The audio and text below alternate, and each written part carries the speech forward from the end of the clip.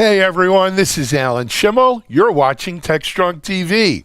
Today is Friday, May 15th.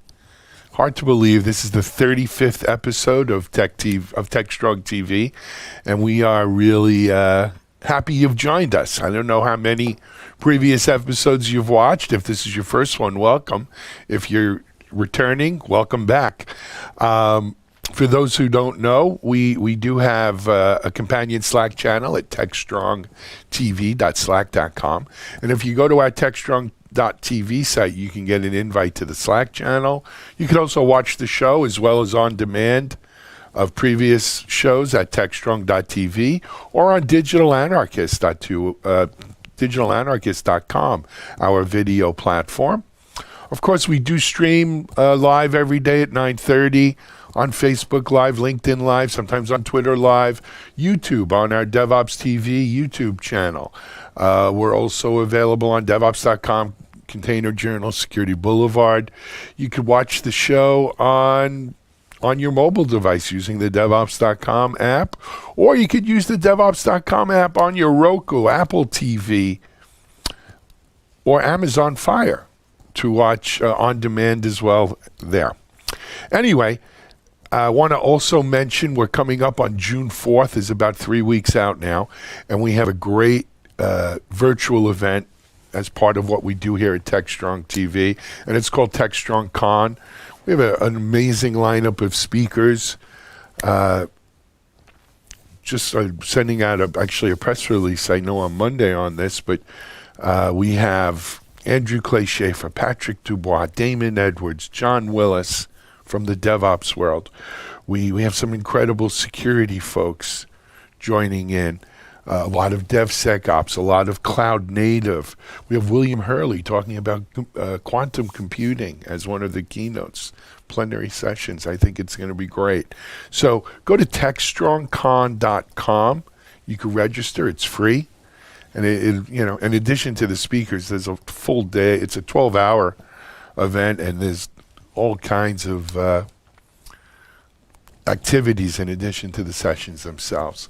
But anyway, let's talk TechStrong TV for today, Friday. I'm going to send you off on your weekend, I think, with a strong show.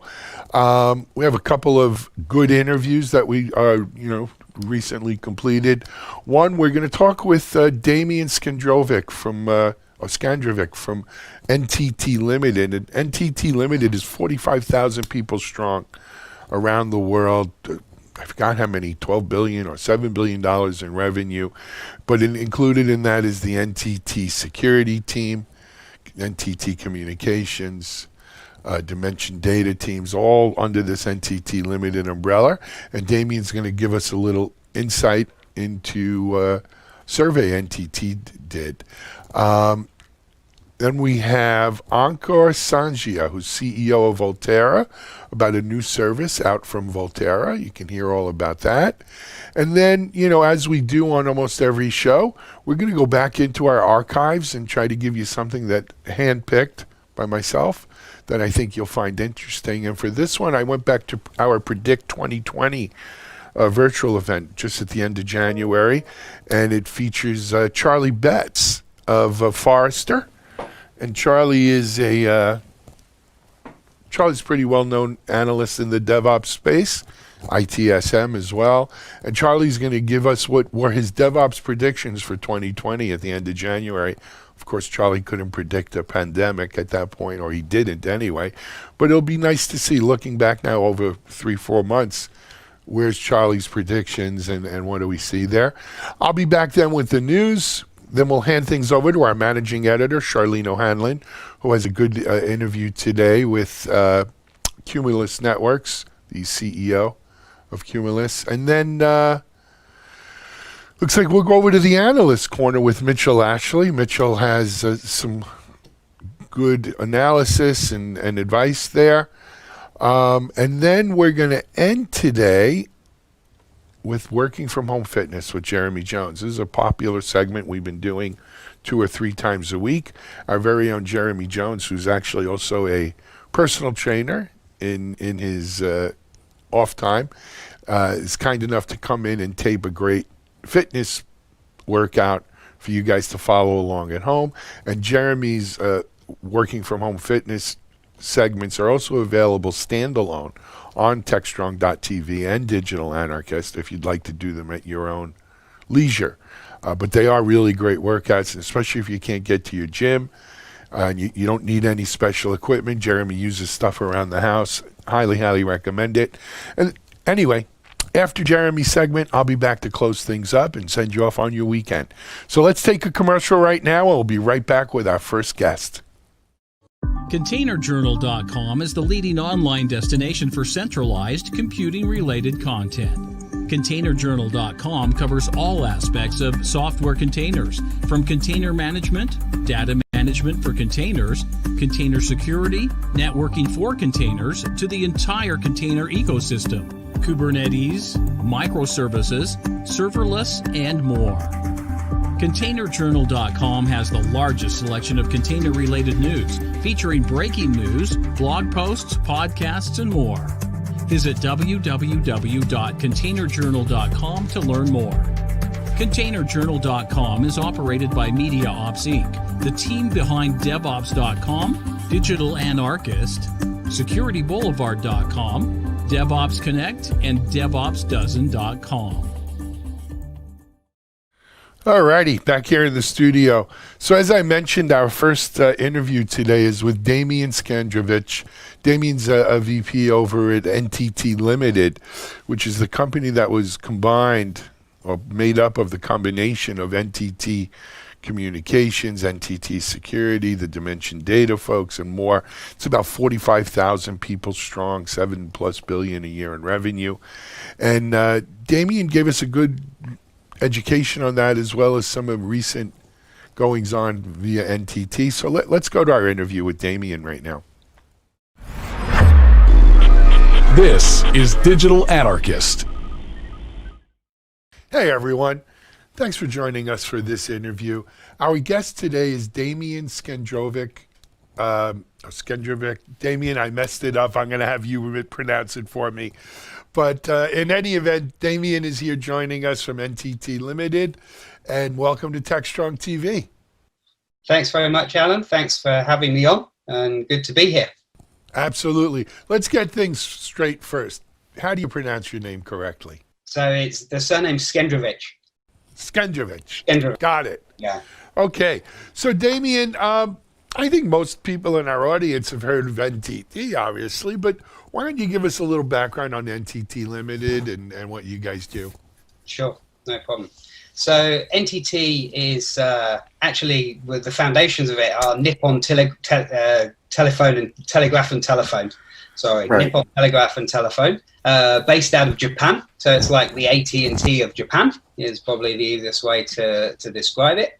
The part of the organization that I'm in, NTT Limited, was actually formed in July last year, and it was the bringing together of three parts of the group, which was NTT Communications, which was the more traditional global network business, data center business, and cloud infrastructure business. The Dimension Data business that NTT acquired some years ago, 2010, and also NTT Security. So they were the three core businesses that came together. It now is around 45,000 people and around 12 billion in turnover. So it's a reasonably sizable chunk of the NTT organization. Sure. I'm actually familiar with a couple of the acquisitions they made to make up, NTT Security. There was some good talent, good companies in there. And Damian, what's your position with NTT Limited? So I basically, my responsibility, I'm the EVP, the Executive Vice President for Managed Services globally. As we brought these 31 companies together, actually, you mentioned, some of the acquisitions within the group, there was actually 31 separate companies that we brought together under those three larger, group companies. I came from a managed services background within NTT Communications, and I'm now responsible for the managed services within the new organization. Excellent. Fantastic. All right. Good background. Let's jump into. So you guys recently did a survey in the managed services space. Let's talk a little before we get into the results of the survey. Why don't you lay out for us, Damien? Why the survey, what you guys were looking for, who was it put out to, who were the respondents, that kind of thing. Okay. So we started a survey some time ago, really, focusing on the managed services sector as it's a key part of our strategy moving forward within, the new context of NTT Limited. So we were surveying about 1,200 or so IT decision makers, generally at a C-level IT decision makers. We used some research groups to support us. However, we did include some of other research and data points. As we moved into the COVID-19 situation, it made sense to update some of those parts, and we had some more recent research. As an example, we have a threat report from our security organization, which provided some very good inputs on, very recent data. So a couple of different data points, but the core was based on, 1,200 or so inputs from 29 countries. We focused on around 13 different vertical sectors, including retail, manufacturing, education, healthcare, and the like. So, very, very broad study covering the global market. Excellent. So that lays out kind of that foundation. Let's now, Damien, if you don't mind, let's jump into what was some of the findings of the survey. I always like to, every survey should have 2 or 3 kind of headlines, if you will. So let's, if we can, we'll start there, and if we have time, we'll dive a little deeper. What are the big findings in your mind? So there was really 3 core themes, let's say, that came out of the report. The first one was that security is the top priority. That was very loud and clear. Almost 57% of the respondents cited security risks as the key challenge, of managing their internal IT, basically. So that was absolutely a key finding. And obviously, as we've moved into the COVID situation, we've seen a heightened volume of kind of threat actors taking advantage of the situation. So that's only accentuated that scenario, to be quite honest. Yeah, I wonder if we took it all now, if it would be even higher than 57%. It's accentuating on a day-to-day basis is what we're finding as we're talking to our clients. Yep. The second key thing is that transformation is still very much high up on the agenda. However, that transformation really has moved to focus more on the end user. So as much as that end user transformation was part of the agenda, I think 48% of the leaders that we surveyed acknowledged the need to optimize the workplace environment. However, again, that push, that focus has gone further up the agenda as we've moved into this situation. So let if you don't mind, let's dig into that a little bit. What exactly do you mean by focus on the individual?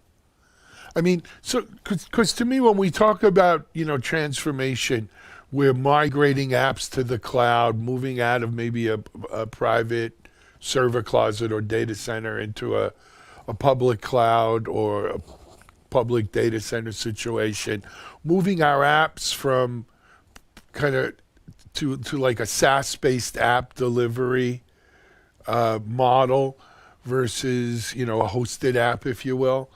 And I guess there's an individual element to that, and then there's an organizational element to that transformation. What exactly do you mean when you say focused on the individual? Well, I think there's probably 2 things. One, obviously, a lot of people are having to move their working environment to home, to their home environment. So the uptick in collaboration type services, in terms of getting those people up to speed, operating, being able to access systems in the office. I mean, many businesses are already set up for that, but many businesses are just not. So, having to go through that transformation very quickly obviously puts focus on access to collaboration resources, but also it provides a direct requirement from a networking perspective and a securities perspective. Having access to corporate networks, having the right secure access to those applications that you mentioned, so very quickly, software defined WAN becomes part of the agenda as well. It's not just getting those end users up and running, but obviously access to the corporate systems and optimizing the way people can work in this new environment. Sure. Damien, I wonder if what we're going to see is, look, no one had time to adequately plan for this because it came up, quickly. And I think a lot of organizations have done an admirable job of kind of riding that horse midstream, having to jump on the horse or jump on the train as it's moving, and did the best they can to transition from, VPN and on-prem closet, apps versus, collaboration and cloud-based SaaS stuff. But I can't help but think that at some point, whenever the new normal is normal, right? And people have a chance to catch their breath and say, okay, what do we got to do to really kind of re-architect this going forward, right? That there's going to be a second huge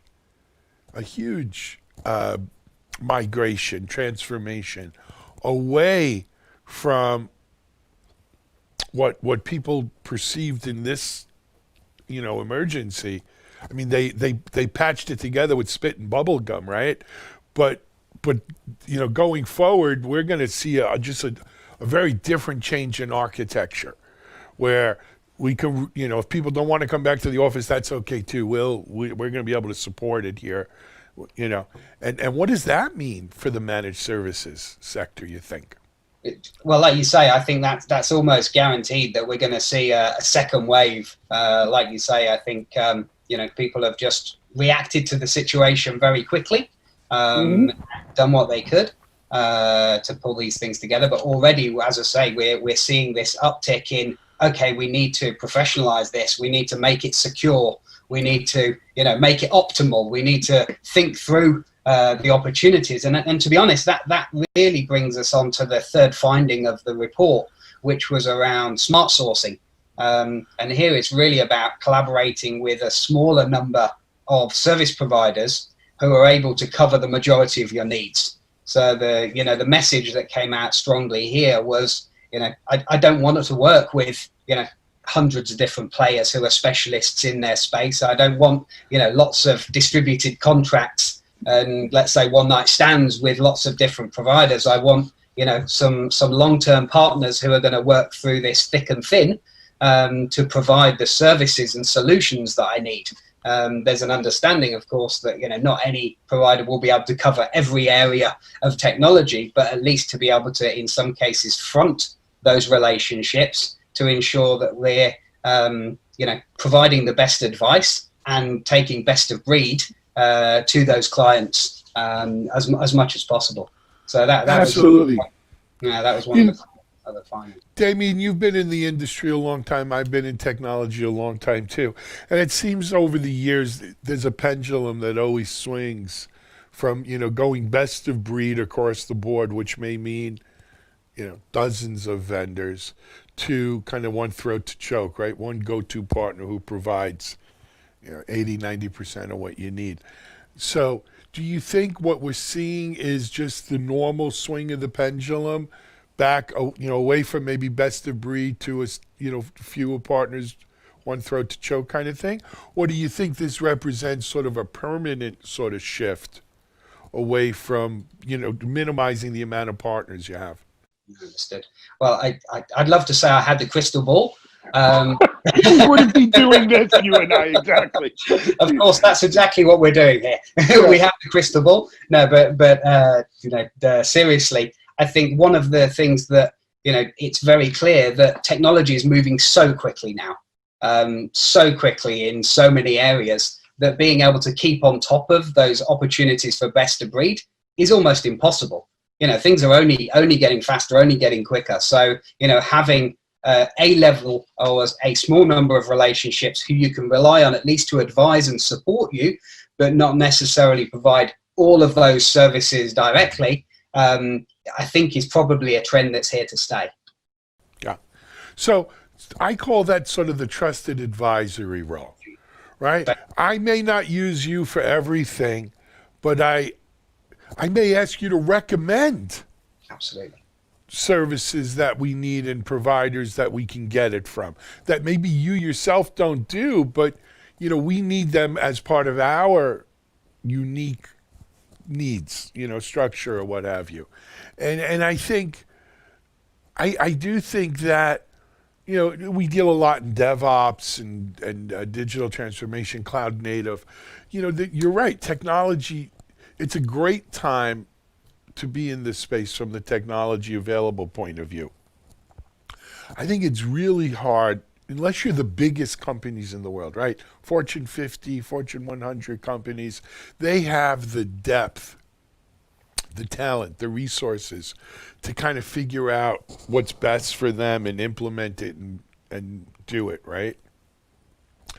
I think Global 2000 and below, right? They need a trusted advisor. They need someone who's kind of their go-to for this stuff.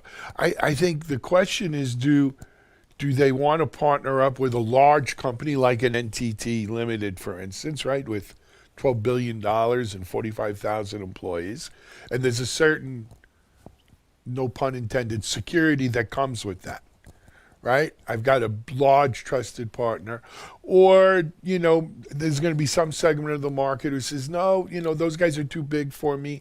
I need someone who's going to give me, really concierge service, if you will. Right? Very personalized, maybe locally, geographically, close to me or something like that. But nevertheless, everyone's going to want that trusted advisor. Right, whether what the profile is. As you say, I think there's of course different requirements in local scenario, local language, even regulatory requirements that might drive regional decisions. Good, that's an excellent point. The core point, I think, remains true in all of those situations. People are looking for trusted advisors who can help them on that journey, because the journey is just getting quicker and more complex. So complexity is kind of here to stay, I think. That's for sure. Absolutely. Well, we try to make it simpler, but I think it's just the nature of our systems is as they grow, they become more complex, not less. Beyond those big three findings, Damien, anything else interesting in the survey that kind of caught your eye you want to share? Not specifically, to be honest. I think those were very much the core findings, and there were few areas around the edge in terms of the agenda. On the transformation side, so it's clear security top priority. Cloud obviously up there, as you said at the start, moving the journey towards cloud. Apps maybe being developed directly onto cloud, big part of the agenda as businesses look to pivot and transition and look for new revenue streams as we move out of the COVID situation. So those were some of the other interesting findings. As I say, the agenda still stays on transformation from a senior leadership point of view.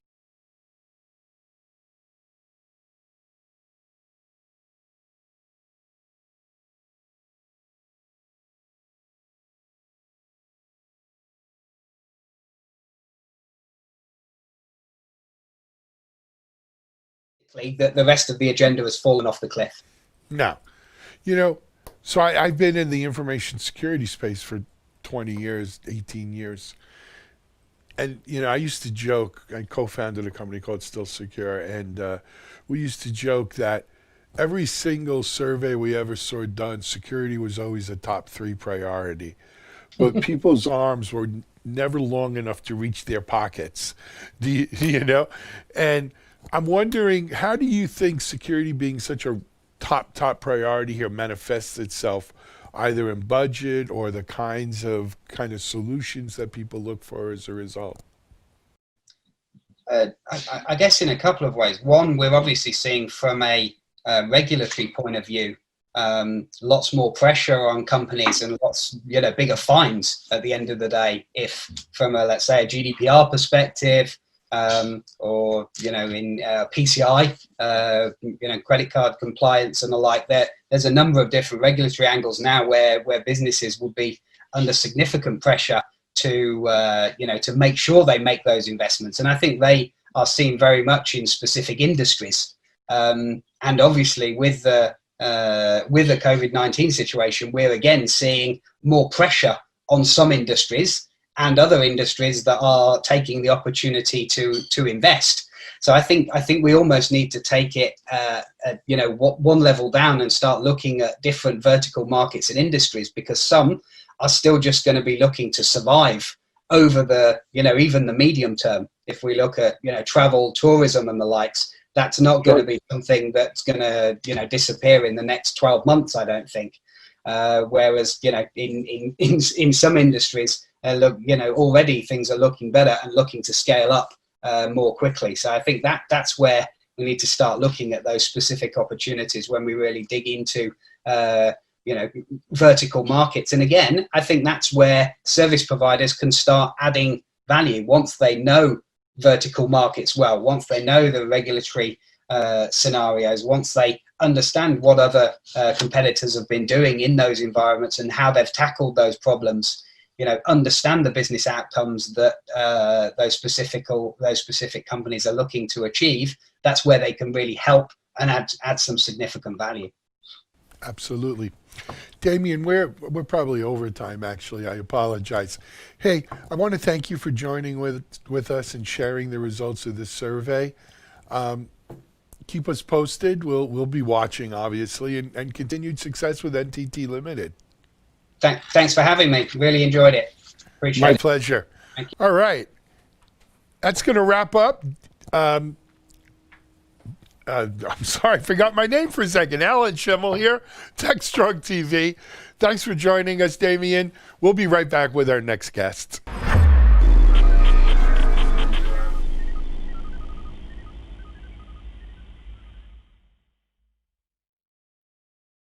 Tech is strong. We may be working from home, but tech goes on. Tech will continue to collaborate. Tech will continue to communicate. Tech is strong. Join us for TechStrong Con, June 4th, 12 hours strong, TechStrong. Featuring John Bachagalupe Willis, Shannon Leitz, William Hurley, Jasmine James, Kat Swatell, Cornelia Davis, James Wickett, Courtney Kistler, Damon Edwards. Live Q&A with speakers, exhibit halls, and more. Free, but register before spots fill at techstrongcon.com. On to our next interview. Our next interview is with Ankur Singler, who's the CEO of Volterra. Ankur has been he's one of these serial entrepreneurs. Had founded a company, sold it to Juniper. Now founded Volterra, I want to say 3 years ago.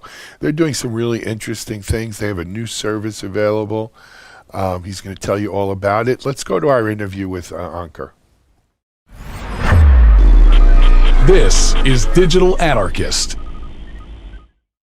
Hey everyone, it's Alan Schimmel, TechStrong TV. Thanks for joining us for this segment. My guest is Ankur Singler, CEO, founder of Volterra. Ankur, welcome to TechStrong TV. Hey, thank you, Alan. Really excited to be here. It's our pleasure to have you on, Ankur. Ankur, I don't know how much our audience is familiar with Volterra at this point. So I think a good place to start is give us a background. What's Volterra about? What do you guys do? So, Volterra, it helps developers and DevOps teams build and provide the fastest and most secure way to deliver apps across any cloud provider or edge. It doesn't matter where your application is deployed. We'll actually make sure that it's secure and it's fast. And what we have done is basically we have consolidated multiple services or software stacks that are typically required to operate apps, right? So we remove the overhead of integrating and operating many services, whether you're in one cloud provider multiple cloud providers, or even the edge. And there are two core services. One is Volt Mesh, which is basically a networking and security service. And Volt Stack, it's a set of platform services required to manage infrastructure and apps across cloud or edge. Right. So that's the kind of the nutshell overview of the services we provide. Excellent. How long's the company been in business? We've been in business almost 3 years now, so coming up soon. Congratulations. Thank you. Congratulations. So, and Ankara, you're the CEO founder. What was your background before Volterra? So before Volterra, I had founded a company called Contrail, which was acquired by Juniper in 2012. And we basically build mobile networks as well as help really large SaaS providers build their own private cloud and migrate to hybrid cloud as they started adopting AWS and others. So that experience led us to the genesis of Volterra. The experience, especially with companies like AT&T and Workday, and we saw that they were, their struggles were with operations, being able to, deploy multiple sites, multiple cloud locations, and also as they were migrating to companies like SoftLayer, they were doing AWS migration. Some of them were adopting Azure, and it basically became really hard for their platform and operations team to deliver apps irrespective of whichever cloud location or provider they were selecting. Got it. Now, you guys, I think it was yesterday, announced a new service that kind of really, with this whole COVID-19 thing going on, is meant to help that situation. If you don't mind, if it's okay, can you share with our audience a little bit about what you guys announced? Sure, it's actually quite exciting. So what happened was we were going through PCI compliance and SOC 2 for our global network. And we realized that as part of this compliance, a lot of the data, whether it's HR data or secrets for our routers, firewalls, servers, and all of that had to be well protected. And most of the time, what the engineers would do is basically they'll send the files or passwords in Slack, making it easy for their team members to collaborate. But as you know, that doesn't pass compliance. So we had to build an internal tool to make sure that we have end-to-end encryption for all our sensitive data, irrespective of what collaboration tool we use. So we had built this pre-COVID-19, and as COVID-19 hit and we all went home and started working from home, we realized that this problem is going to be generic and everybody's going to be facing similar problems. So we said, why don't we actually make our internal tool into a real product that anybody can use to secure their enterprise or their private data, irrespective of what collaboration tool they use, whether it's Slack, email, Dropbox, Box.net, it doesn't matter. It just it delivers end-to-end encryption for any sensitive data. Excellent. And, God knows we need this kind of stuff right now as with everyone working from home and this whole issue of moving the data around. I did an interview earlier with not with a ransomware provider, a ransomware security company to prevent ransomware. Yeah. And, they were talking about the need to have, clean backup, for instance, right? An unattached clean backup. We're hearing stories of companies that are getting encrypted via ransomware end to end, right? Starts on an endpoint, goes into the cloud server, goes into their backup server even. And then, of course, it's a difficult situation. What choices do you have? So problems are also becoming more real with CCPA. For example, California passed CCPA recently, and it's similar to GDPR if you're sharing sensitive data, whether it's HR data or even with HIPAA. See, a lot of companies are now sharing drug data. How do you actually make sure that the research data, the clinical trial data, all of that is done in a secure way, end to end? If you put it on Dropbox or Box without proper governance controls, there can be real problems. Absolutely. We're hearing a lot, and I think so our audience is pretty sophisticated, right? There's a lot of cybersecurity developers, DevOps people, cloud native. And so when they hear about things like, encryption in transit versus encryption at rest. They kind of get it, kind of. But I don't know if they really do truly get it. And why is it so important? And I think a lot of people also, Ankur, say to themselves, well, why can't we just have something that encrypts it in rest and in data and in transit, right? Why can't it just always is encrypted? And when I hear people say that, I recognize they don't really understand the issues and problems in both of it. But for those of it, folks in our audience maybe who aren't as sophisticated with encryption, Ankur, would you give us a little bit like a ground, a encryption 101, if you will, or what we mean by all of these things? Yeah, sure. So basically what happens is that encryption in transit is relatively solved problem in my opinion. I mean, almost every, whether you use Dropbox or Box or, even any other service, they all use TLS. And once you use TLS, client to server communication is usually encrypted using, state-of-the-art technologies like AES-256 or whatever. So from my point of view, that part of the secure transport is well solved or relatively well solved. The second problem comes after you have transported the data, how do you store it in such a way that it's encrypted at rest, right? And that also problem can be solved. But the problem becomes who is allowed to decrypt it, right? Because at the end of the day, storing it encrypted is one side of the problem, but the bigger problem is who is allowed to decrypt it, what is he supposed to do with that file, right, or that data? That's actually the challenging problem, because the kind of the root cause of the problem is who brings the identity to decide who is allowed to decrypt the data. So for example, if you come to me and say, you know what, I need access to that box file, how do I know it's actually Alan on the other side, right? So really the biggest problem to be solved in cryptography is the identity problem. And internally we call it the mother of all problems. If you can solve identity problem, I can solve distributed key management, I can solve secrets management, any of the data encryption, decryption at rest, data encryption, decryption in motion, all of that can be solved once you can solve the identity problem. And that's what we're talking about here when we say end-to-end encryption, is when you, Alan, send me a file, I know that it was Alan, so that's first thing I can verify. And when I actually am allowed to decrypt the file, I will be verified that it's actually me, right? And that's kind of hard problem to solve when it's machine to machine. It's relatively easier to solve when it's human to human, right? Yeah. So what this Volt Share does is it brings from Volt Stack our machine to machine technology for encryption and identity management to human interaction. And it delivers it irrespective of what collaboration tool you use.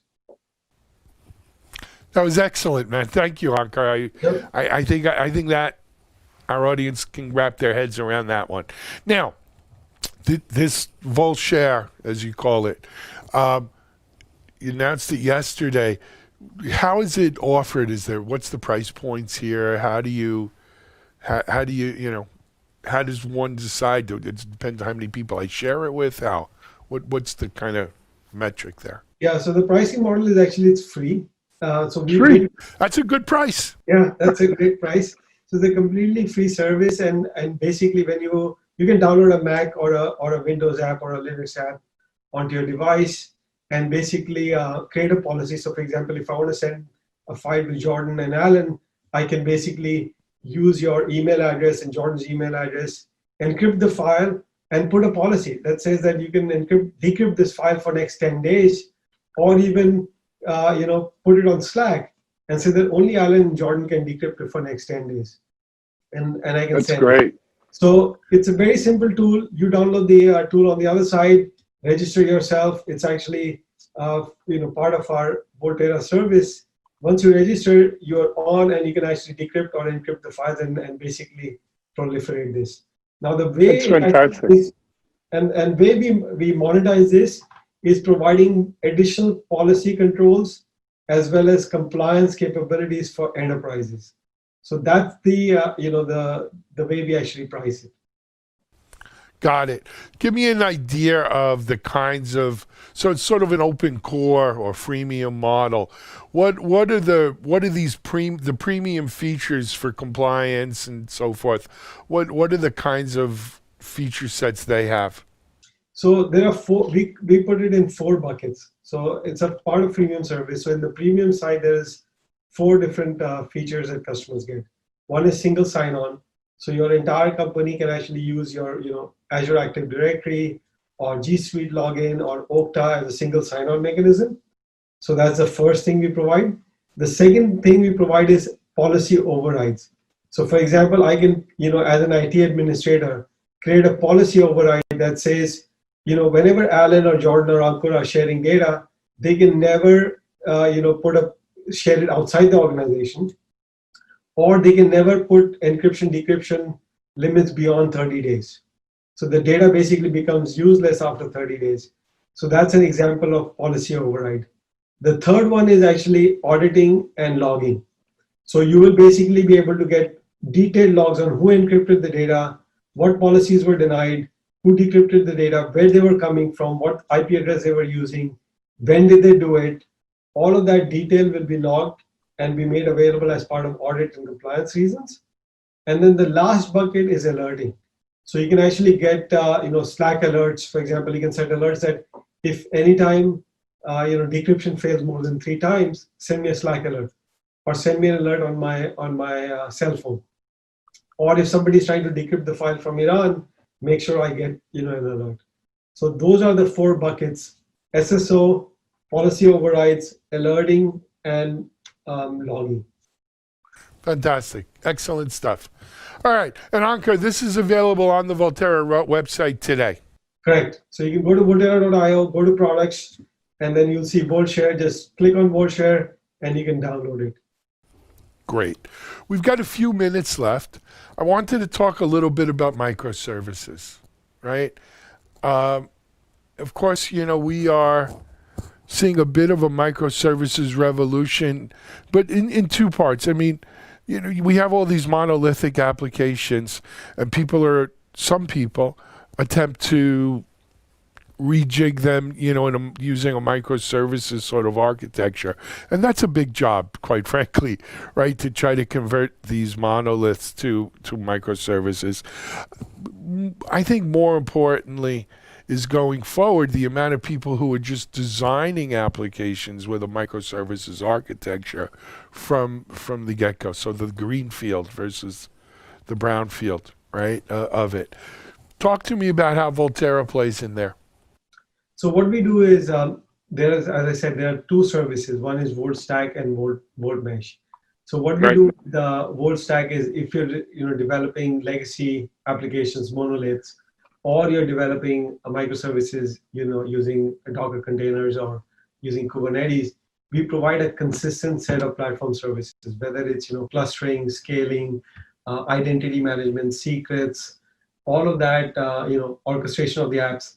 That's all taken care by VoltStack, and it exposes the Kubernetes APIs. So irrespective of whether you're using containers or VMs, or you're deploying it across one Kubernetes cluster or thousands of Kubernetes clusters, or even millions underneath, we abstract that. We let you create logical clouds. So think of them as regions and AZs. You create those across thousands of Kubernetes clusters, which we manage and deploy for you. And you just focus on a business app or your containerized app, and we make sure that it's deployed and it's working. So that's VoltStack. The VoltMesh is basically for all the security and networking services. So whether it's routing, VPNs, load balancing, API gateway, service mesh, app security, all of that is consolidated into VoltMesh, and it's a single data path that actually provides all of those services, irrespective of where you're deploying it. So the idea is this, right? That if you're building, a large-scale app, or even in test dev environments, you don't want to worry about and spend resources on building Kubernetes clusters. Worrying about how do you do, secrets management, key rotation, how do you do, cluster scaling, reliability of the worker nodes, load balancer configuration, the API gateway deployment, all of those things that you do in a single cloud provider, single app cluster, on multiple cloud providers, multiple app clusters, that's all taken care by us. And you can just focus on your business logic. Excellent. Excellent.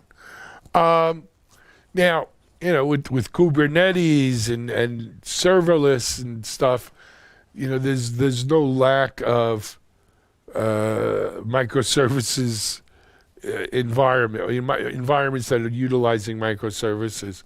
I'm wondering, what do you see as the biggest catalyst, though, not for microservices, but for people to use the Volterra, two different services there? Correct. So the biggest catalyst from our point of view, or what our customers are kind of happy about, is that they have to worry less about operations and more about their apps, right? And the biggest problem in operations is really the number of people that's required, the amount of things that they have to worry about, the discipline and the security, right? And all the integrations. So, for example, if you're building an app, you have to integrate with Datadog, for example, for certain things. You have to integrate with HashiCorp Vault for your secrets management. You have to do some kind of alerting system with a PagerDuty or whatever. And then you have to integrate with EKS or AKS on the Kubernetes side in the cloud provider. So all of those things are extremely messy and painful. And that is what we kind of take away from the customer so that they can focus on their core business logic and we make their life simpler, right? So that's the feedback we're getting from customers, that we really simplify their operational life and so that they can go back to focusing on their business app and their logic that is required for the end customer. Excellent. Excellent. Ankur, we're about out of time. You know what we didn't, though? I know it's Volterra. It's Volterra.io is the website. So it's VOLTERRA. That's correct. Yeah? So Volterra.io for people to get information on all of the encryption service as well as the two services. Hey, I want to thank you for joining us on TechStrong TV. Thank you for putting out this encryption tool. I think, it's going to help people working from home who deal with this as a very real world problem. And hopefully it'll catch on. Thank you very much, Alan, for inviting me. I'm excited to be here. All righty. Ankur Singla, CEO, founder of Volterra here on TechStrong TV. This is Alan Schimmel. We'll be right back with our next guest.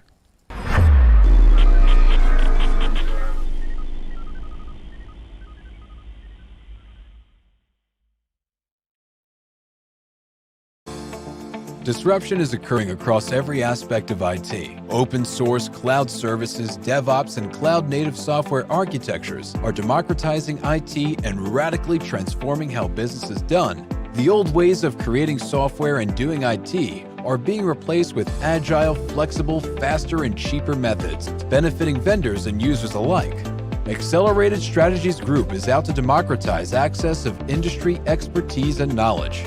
We use our expertise and experience to offer insightful, intelligent, useful information in a variety of formats relevant to the IT community: digital events, videos, reports, assessments, workshops, and implementation projects with tech vendors, IT organizations, and business leaders.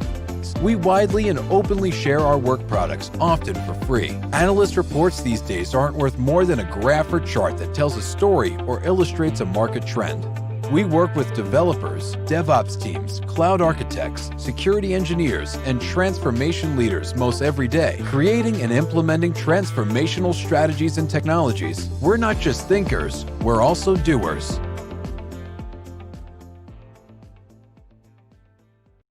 All righty. Well, it's that time of the show where we've given you some things new. Now it's something blue or something old. Today's something old is Charlie Betts. Not that Charlie's old, but this interview or this presentation from Charlie is from late January from our Predict 2020 event, and I think you're going to enjoy it. Charlie's giving us his DevOps predictions for 2020. So here's Charlie Betts of Forrester. Take it away, Charlie.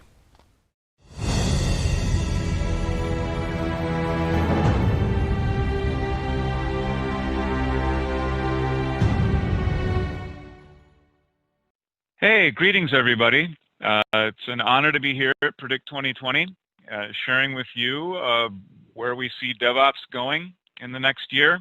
My name's Charlie Betts. I am a principal analyst with Forrester. I am the global DevOps lead, serving infrastructure and operations professionals.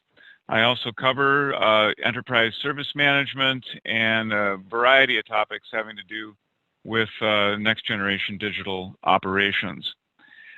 So without further ado, let's get into kind of what we see taking shape as the new year looms. The big theme that I've been exploring the past year or so is the move from the older industrial model to the new ways of working. And this is a kind of a famous meme, the fish that doesn't understand that it is living in water. And what is the water that we are surrounded in? We are surrounded in the water of the industrial era. That started even in the 19th century. You know, you had inventors like Thomas Edison. You had the so-called great minds that were creating the new inventions, the new formulas, the new chemicals, the new processes that led to the industrial era and the full operational impact of these new technologies in terms of being able to mobilize vast amounts of capital and materials, transform raw materials into finished goods. You had steam power, electrical power, you had power distribution, you had the emergence of global supply chains, everything operating at massive scale. And how was it that work was understood? How was it that work was described?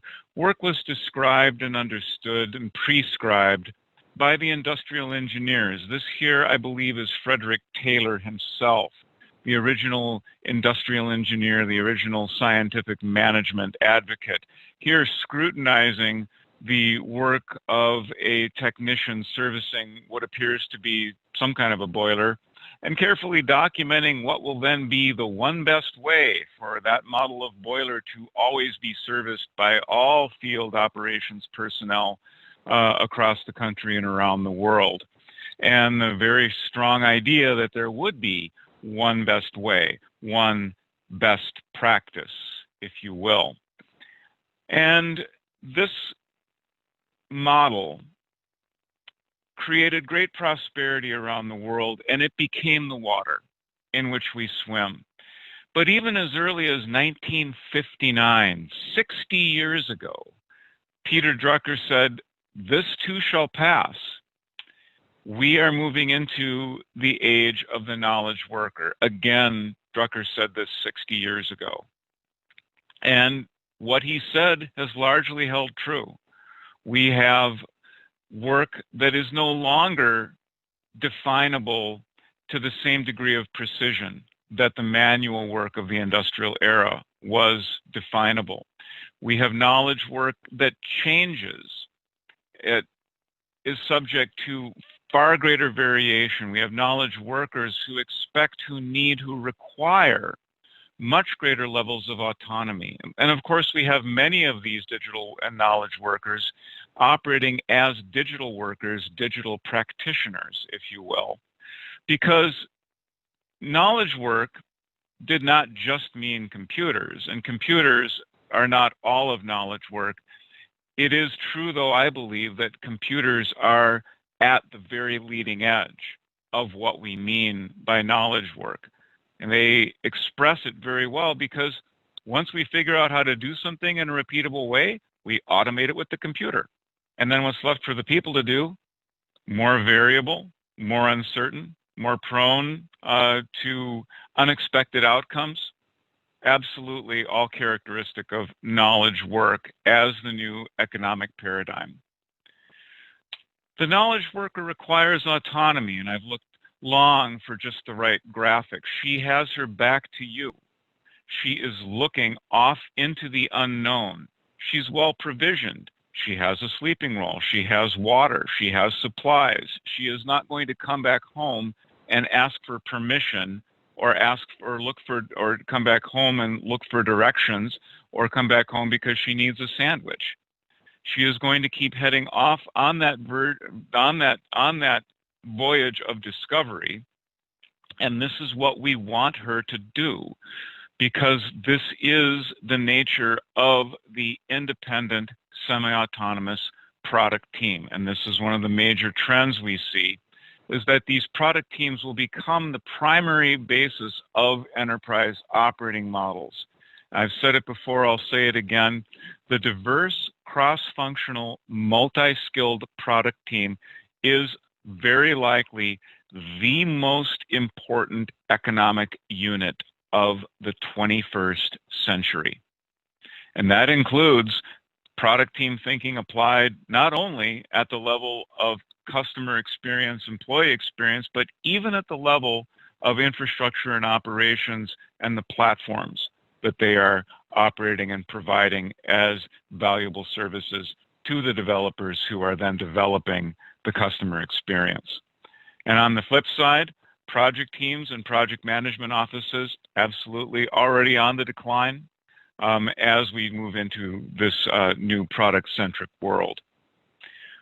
One of the fundamental points with the product-centric world is that you need to distinguish between type 1 versus type 2 decisions. Jeff Bezos talked about this a year or so ago in one of his famous annual letters to the shareholder. I equate a type 1 decision to jumping out of an airplane. It is not reversible.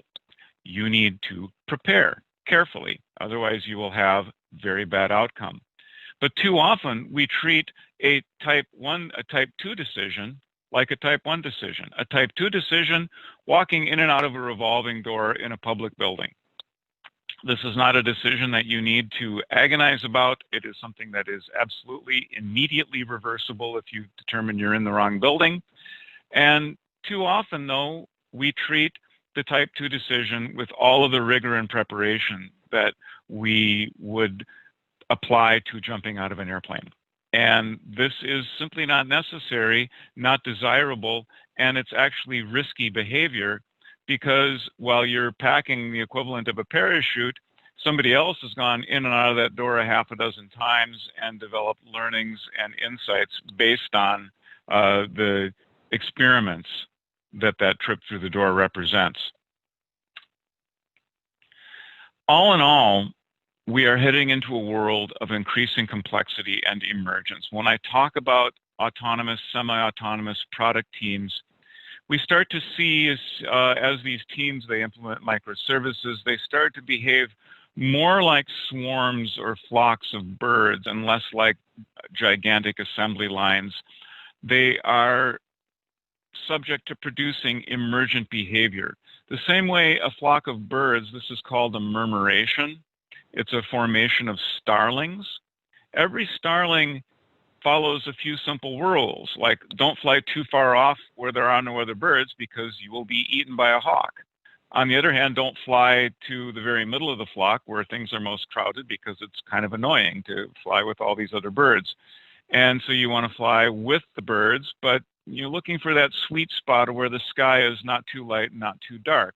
And with these simple rules, you can watch great videos on YouTube. If you Google starling murmurations, you'll see these immense, beautiful, flowing, fluid shapes that take on different forms, and they can even create a giant bird, such as the formation we see right here.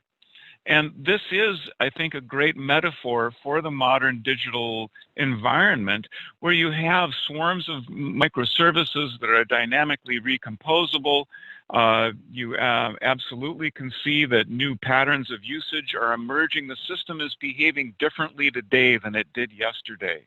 And so all of the operational discipline, all of the industrial area thinking that we have, that the assembly line should continue to produce the Model A or whatever that car was, that thinking has to change, because back in the day, the assembly line would not suddenly produce toasters or steam engines. It was going to continue to produce those cars. It was complicated, but it wasn't truly complex in its ability to generate new outcomes and new behavior, surprising new emergent behavior, some of which might be good and some of which might be less good. We'll talk about that.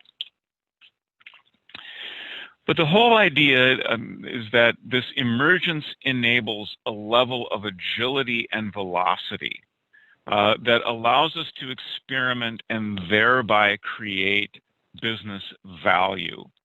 And one of the predictions we've made this year is that, in fact, business value will increasingly be seen as the major metric that organizations choose to measure. There's been a lot of focus on measuring velocity, measuring end-to-end flow, measuring elapsed time from idea to production. You know, how long would it take you to take one line of code from idea to production? Still a very important metric, but at the end of the day, even that metric is only a proxy.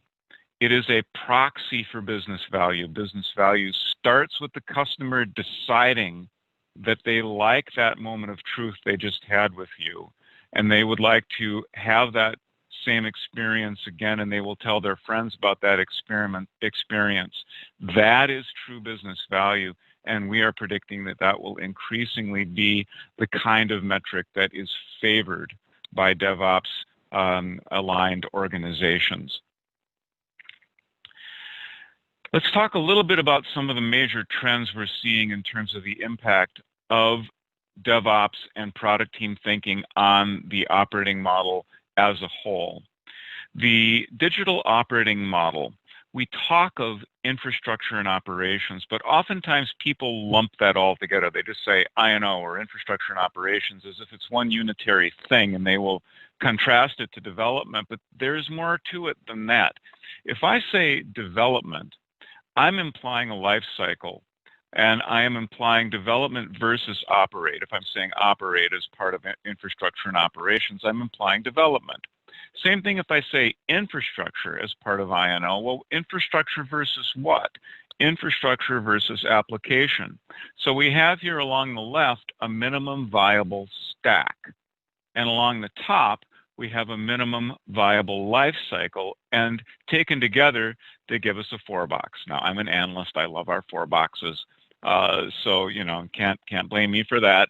But this one I think has explanatory power, because how often have you heard it said, oh, we spend 75% of the IT budget to just keep the lights on. You know, woe is us. We should eat some worms. Well, this is why. Because infrastructure and operations was 3/4 of it. It was the engineering and the operations at the platform level, and also the operations at the application level.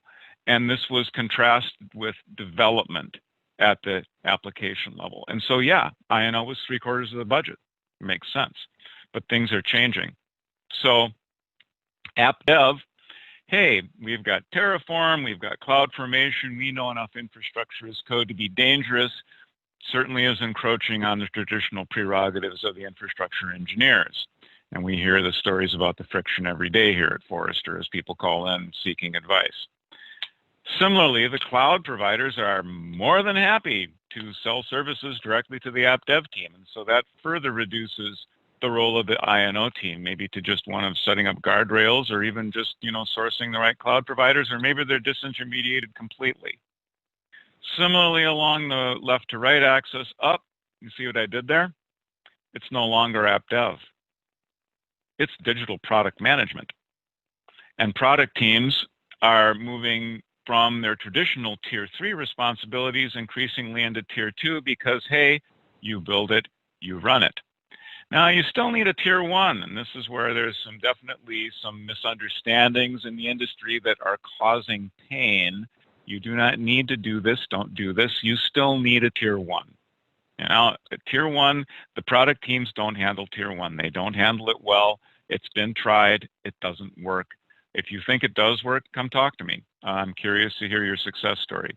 But in general, the organization still needs some overall funnel for capture and triage of the incidents, emerging behaviors that may not be obvious to any one team. So you can't rely on the product teams. This is like a fallacy of local optimization. You still need that overall enterprise perspective, but it can be lighter weight. And so what we're seeing is that we automate with AI ops, we automate with chat ops and chat bots and knowledge management and self-serve.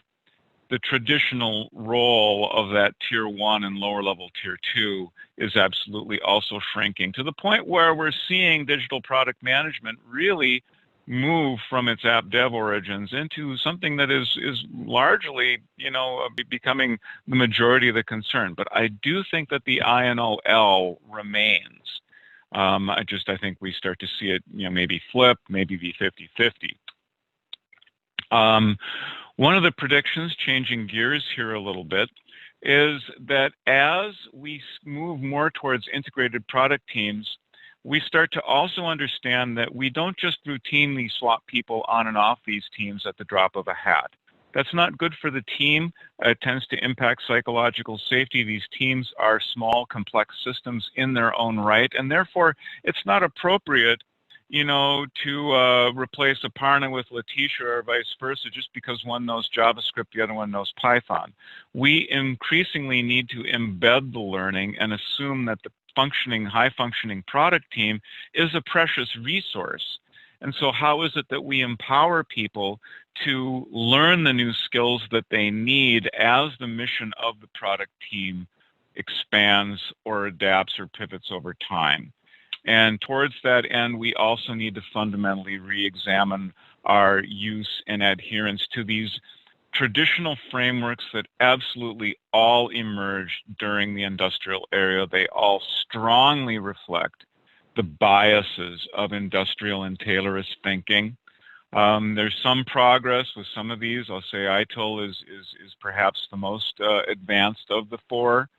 Beyond that, I won't editorialize other than to say you should be scrutinizing all of these if your operating model is based on them. Because the new governance needs to be much more about how do we adhere or reinforce or espouse principles rather than practices and processes. It's about what are the outcomes we seek versus how are we doing them. It needs to accommodate dynamic and emergent behavior, as we discussed with the imagery of the birds, and it needs to be much more automated, which makes it much more efficient, which also means that the humans are now doing much more value-added work as they participate in the new governance and the new operating model. We're seeing an uptick of interest, certainly in flatter and more collaborative organizational models such as holacracy and teal. That's one of our trends that we are seeing. I'm sticking my neck out a little bit, going on a little bit of a limb here with a big shout out to Mark Burgess with promise theory. I think promise theory actually could be the underpinning basis that could bring a lot of this thought together. Because, what is this new principled governance, this new principle-based operating model? It means understanding what you're responsible for, just as we're seeing here with this quote from Zappos. What are the promises you are making to your peers in the rest of the organization, amongst your team of teams? What is it that you're accountable for and promising to do?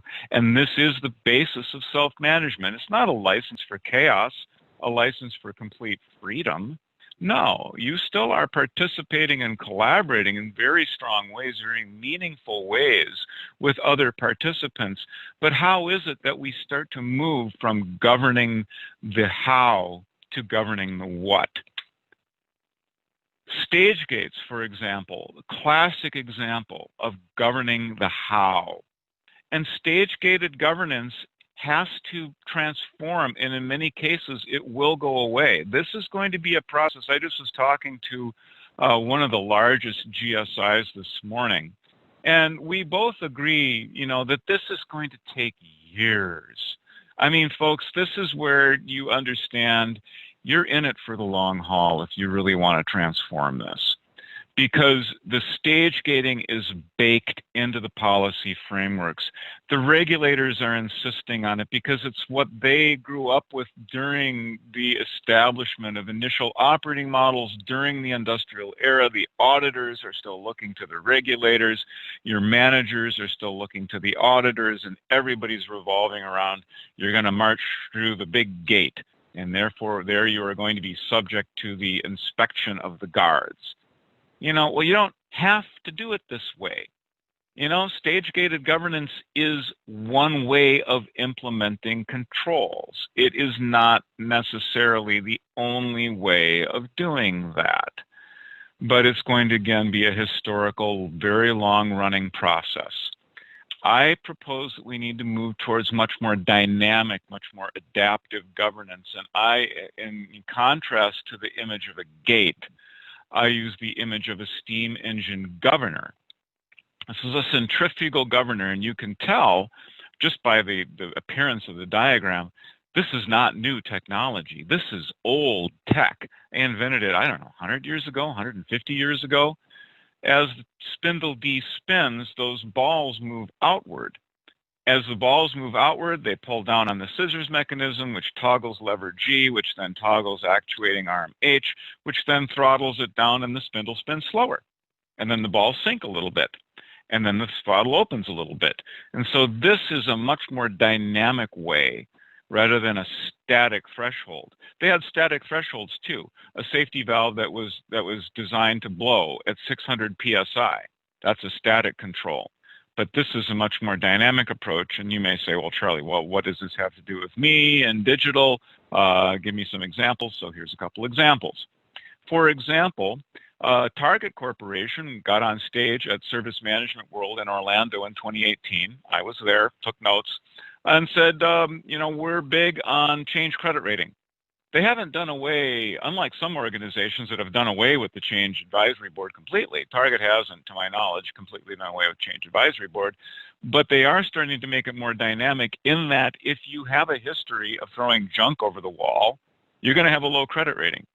On the other hand, if you have a history of releasing good, operable, deployable, stable, observable code with minimal technical debt, you get a high credit rating. You get a free pass. You don't have to have a conversation. You're going to be able to release.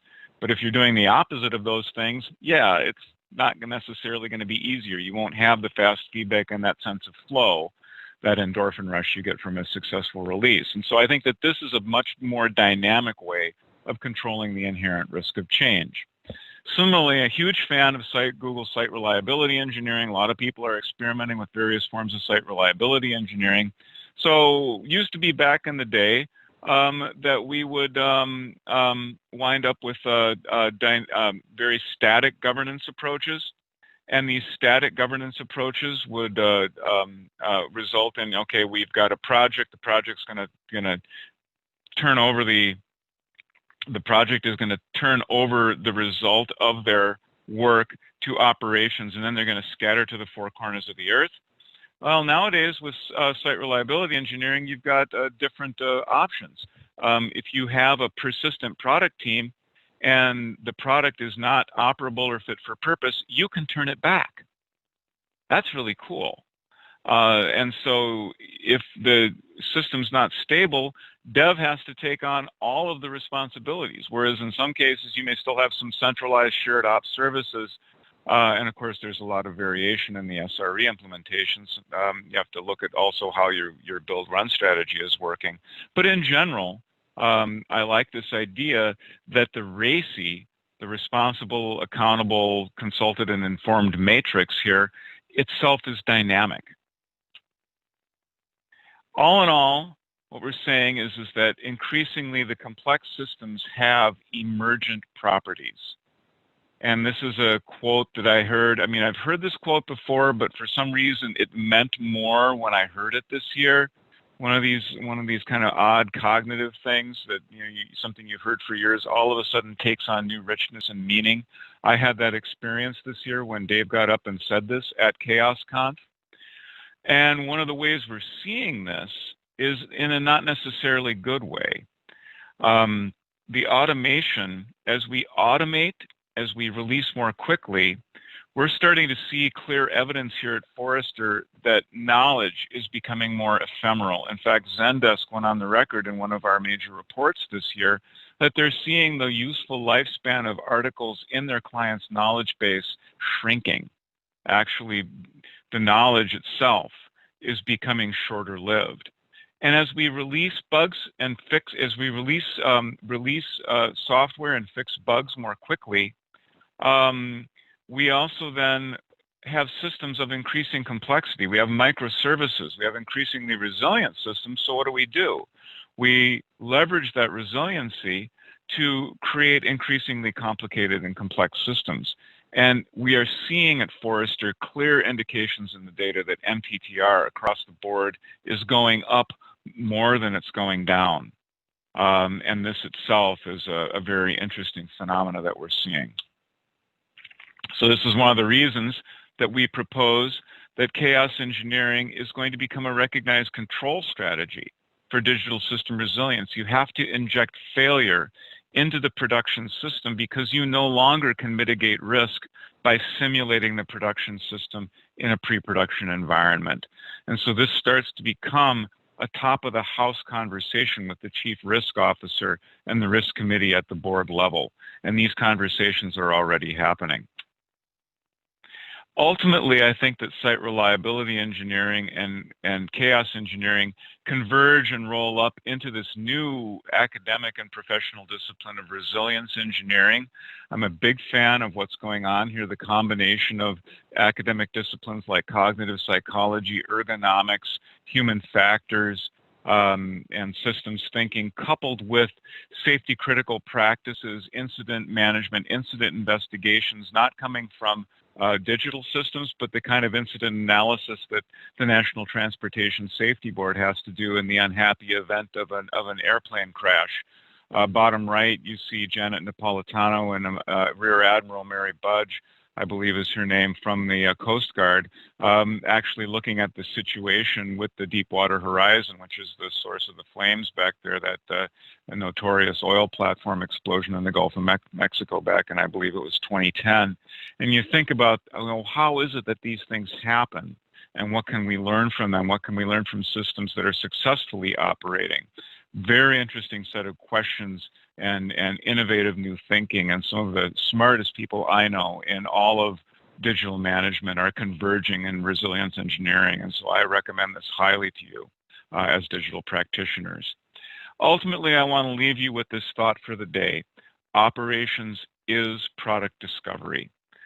We no longer can simply say, well, we discover, we research, we have the great minds, the great person in the lab coming up with the inventions, and then it's just a matter of operations. As systems present emergent behavior, the operations actually participates in the discovery of the product. So not just DevOps, but also Ops Dev. And how to close that loop, how to close that feedback loop, I think is very much the challenge that we face in 2020 as we move forward into this increasingly complex digital economy. And with that, I thank you very much for your time, and I appreciate the opportunity to speak today at this event. And with that, I'm going to draw it to a close. Thanks very much.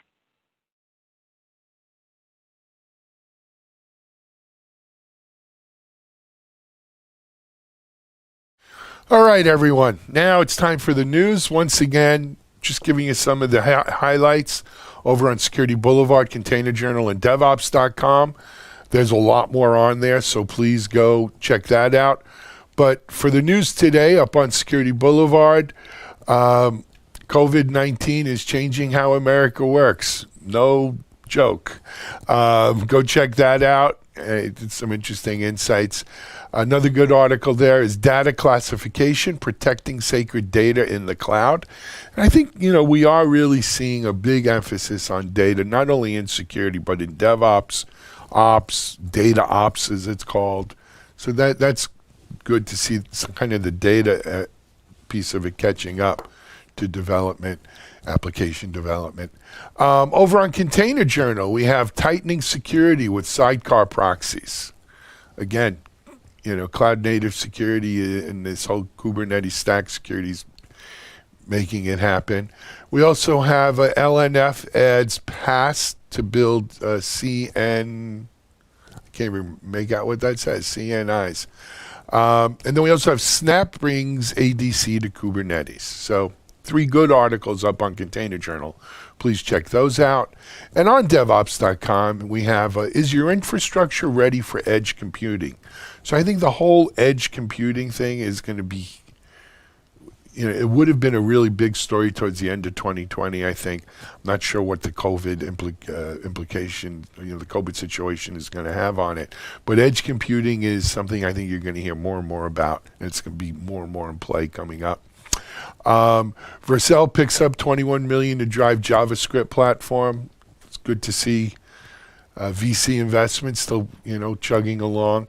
And then we have K6 extends load testing tool reach. More, and going into automated tooling and building testing tools into your CI/CD pipeline. And then an update from our friends at HashiCorp, console service mesh. Just another in the great lineup of HashiCorp tools. So go check that one out.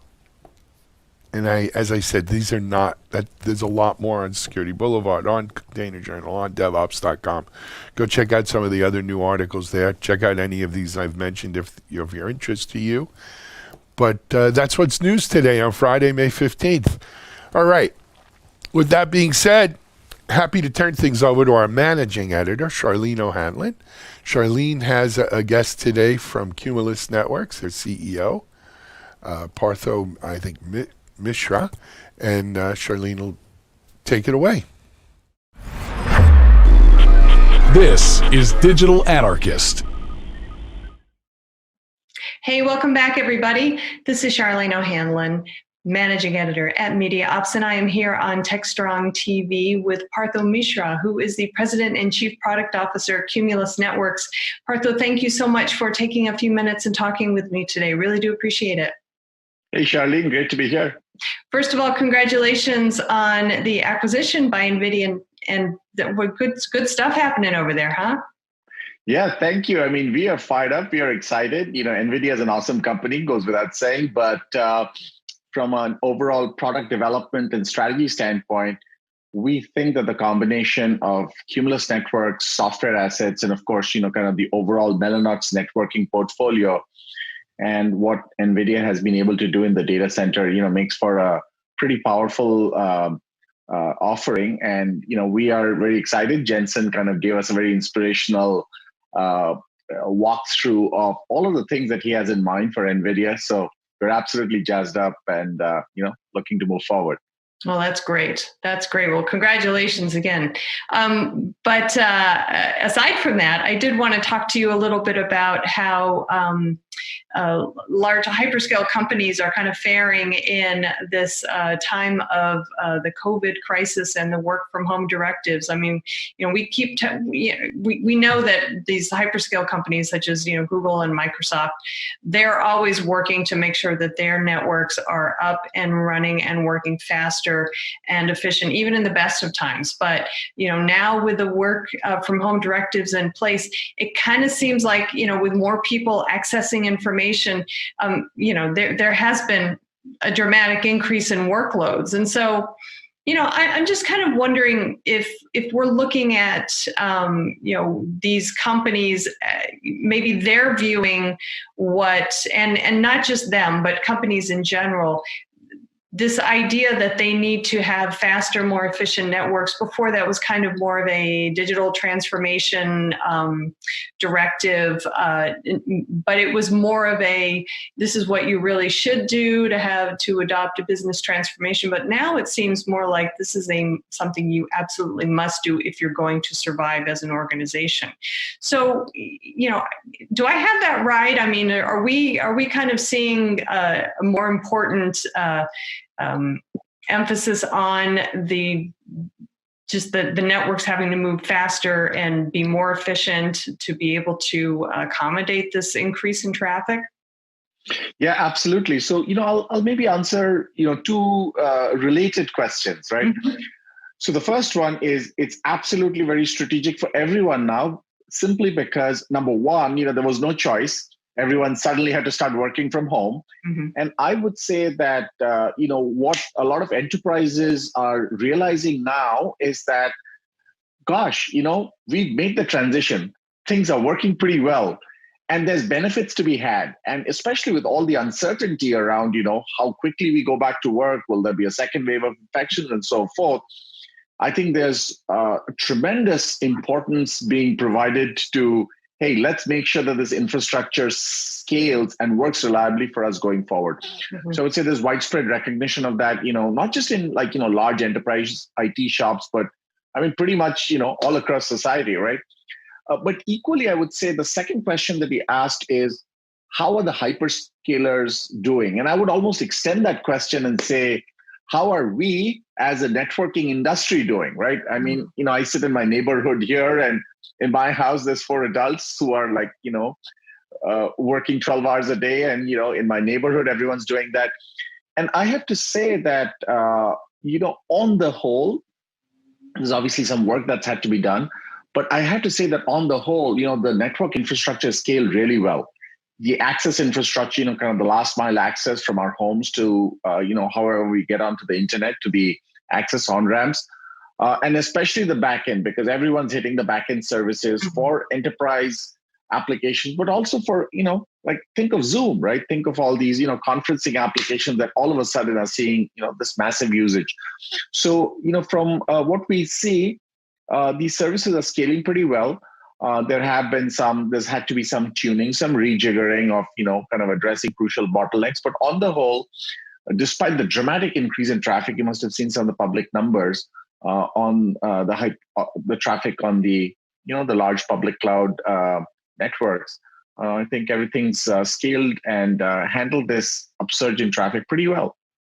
Yeah, I would agree, because between my job, my husband's job, my son's school, and everything else that's happening just in this household, and then you multiply that by the entire neighborhood, there definitely was the very real possibility of us actually losing our internet connections. But our internet service provider has done an outstanding job keeping us all connected. It hasn't been without its hiccups, I will say, but I do agree that for the most part, the providers have done an outstanding job keeping everybody connected and the information flowing, which kind of begs the question is, how is it that they've been able to do this? Because it seemed like pre-COVID, at least my internet was sometimes spotty at best. And now all of a sudden, with this increase in traffic on the network, everything seems to be working hunky-dory. So what gives there? Well, let me talk about the hyperscalers first, because I can actually kind of, that's a good question. But I can talk through some of the technology improvements that have happened. So with the hyperscalers in particular, what they have done, and this is not new, I mean, they've been working on this for 10, 15 years, is this idea that, that you can essentially, as a customer of the public cloud, be able to turn up or turn down the services that you get, right? So if you want more, virtual computing instances, you just turn it up. If you want more networking, you just turn it up. If you want more disk space, you just turn it up, right? And I think that those capabilities, those automated provisioning capabilities, are what have really helped here. Because prior to that, if you go back, let's say 15 years in time, and if you look at how service providers provision things, you put an order online, and then it took 3 or 4 weeks to fulfill that order. So the entire fulfillment process was the bottleneck. It might actually take only about an hour to rewire the IT systems to provide that extra capacity. But the entire order processing system would take a month. Now, with public cloud, you can kind of go log in, log into your account, make the necessary changes, and, lo and behold, you have more compute, more networking, and so on. So those building blocks that exist can also be used by whoever is the cloud service provider to be able to quickly add additional capacity for specific services. So to begin with, a lot of them are over dimensioned, and they have, plenty of capacity, but they've over the years added the ability to quickly steer traffic, to be able to, kind of move applications around. If you think about, kind of what's happened with containers, essentially the idea is that your application workload can run anywhere, and it can be dynamically moved around. So I think that that's kind of been the thing that's been the most helpful, because the best way to think about it is that data centers have no boundaries. Workloads can flow between data centers, and between the automated provisioning and these elastic applications, the ability to move them around. I think that's really been the key to the success. And of course, I'm sure there's a lot of very stressed out operations people behind the scenes, kind of monitoring bottlenecks and trying to make sure that everything stays on track. So we're talking about this network provisioning and being able to kind of move data and move apps around, move information around. What part or what role, if you will, does IT automation play in this whole scenario? Well, IT automation is very central in this, and the way I would describe it is that the public cloud guys started to develop some of this technology. And when I say public cloud guys, let me be specific. Let's say Google. They started to develop this, and because they didn't have any infrastructure, they kind of solved the problem in the right way and kind of automated all these steps. But if you look at traditional enterprise IT, a lot of the workflows in many enterprise IT teams are still I wouldn't call it manual, but certainly it's a workflow which is sometimes kind of based on like a trouble ticket flow. For example, if I run the network team and you happen to run the applications team, and you need to fire up a new application, you will file a trouble ticket asking me to, let's say, open up certain firewall ports or to rejigger some of the VLAN settings. And I then kind of go off and do it. And then, I kind of provide the information in the trouble ticket. And once that's done, you, the application czar, can, fire up your application. Now, there's nothing in the process that I just described which cannot be automated, except that what it requires is to understand that workflow, each one of the steps there, and to be able to write code, which essentially makes the calls to certain network elements or certain storage elements or certain firewall elements or compute elements to have them do the right thing.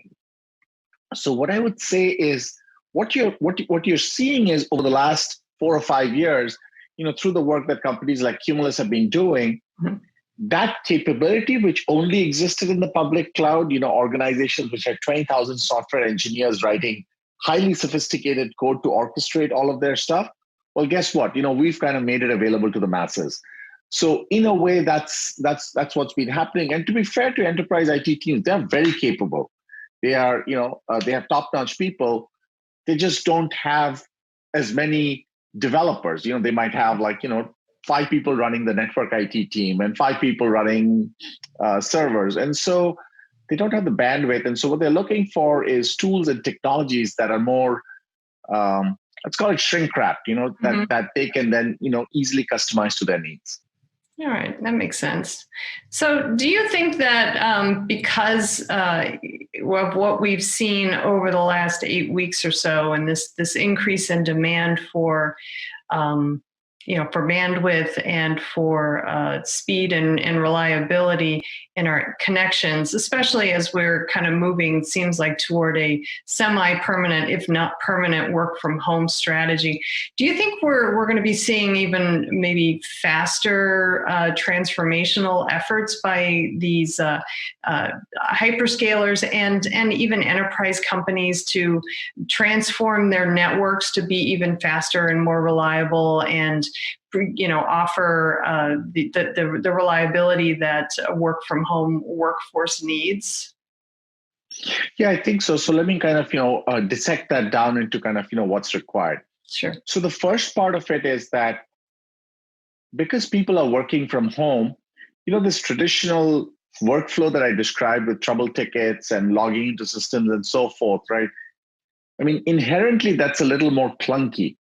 Because when you're in the office, you're essentially sitting within the same virtual LAN or VPN domain. The security access is all kind of relatively easy. So getting things done, through a manual provisioning flow is painful, but it's kind of easier. If you're sitting at home and you first have to fire up your VPN, and then you have to go through additional authentication checks just to be able to get into each one of the domains in your company, it's kind of a clumsy process, right? And so I think that the things that we were talking about in terms of more automation of the provisioning flows and so on, I think that becomes more important. So I think you will see more pressure on that. It's a natural kind of human thing, right? If they are struggling to get something done when they're remote, they'll try to make the process more efficient. So I think this whole aspect of remote provisioning, remote troubleshooting, I think you'll see that get a kick in the pants. The second thing is, like you said, it's absolutely incumbent that the network be completely reliable, available all the time, available to scale dynamically to handle all the bandwidth needs. But I think also there are certain types of applications, for example, virtual desktops, and the ability to host them and to scale them and to be able to kind of we talked of containers earlier, to be able to match the application demand to the compute capacity. I think that's a crucial capability, because again, let's take a really simple example, right? Enterprise conferencing applications like a Zoom, like a Cisco WebEx, like a Skype. Essentially what's happening is that, I'll give an example. Our company's all hands meeting. In our company's all hands meeting, we typically do it in Mountain View, and there's like 50 of us in person and various people joining from various other facilities. Well, the first time we tried to do it virtually with like 200 people, it crawled. And just it's simple stuff. I mean, the underlying technology that's kind of making it difficult is because you're having to mix 200 audio streams and composite all the video frames and so on. But it's really a computing problem. If there was computing capacity, the algorithms, the software is all there, right? And so what you see is, even with these applications, people have furiously worked behind the scenes to be able to solve those problems in the back end in terms of how they're hosted, simply because now these services are mission critical, right? Not just for the enterprise IT team, but for a much broader application. It's definitely a lot to think about. It's I think that we're going to see some serious changes in the way networks are regarded among organizations as we move forward in this new paradigm, if you will. But Partha, thank you so much for walking me through this. I think we're probably going to end up having another conversation about this sometime in the future. Yeah, looking forward to it. My pleasure, Charlene. All right, great. Well, thanks again for joining me. I really do appreciate it. My pleasure. All right, everybody, please stick around. We've got more TechStrong TV coming up, so stay tuned.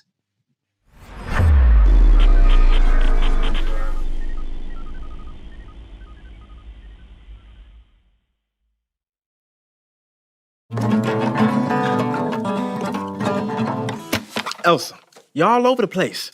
How am I supposed to do anything when she's over here just doing her own thing? Okay, well, maybe if Dan played more than just one string, we'd all be more on the same page. Are you out of your mind? Okay, I do the E string. That's my job. Isn't there an easier way to do this? There has to be. I literally just suggested something. Right? Nobody ever listens to me, though, so... ridiculous every time. When your team's not on the same page, things can get weird, fast. Don't make your DevOps team live like this. El tutto tu tempo es finito, Dan. See?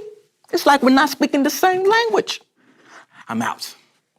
GitLab is the only single application for the entire DevOps lifecycle, making sure your teams are all on the same page. Do you know how to play the E string?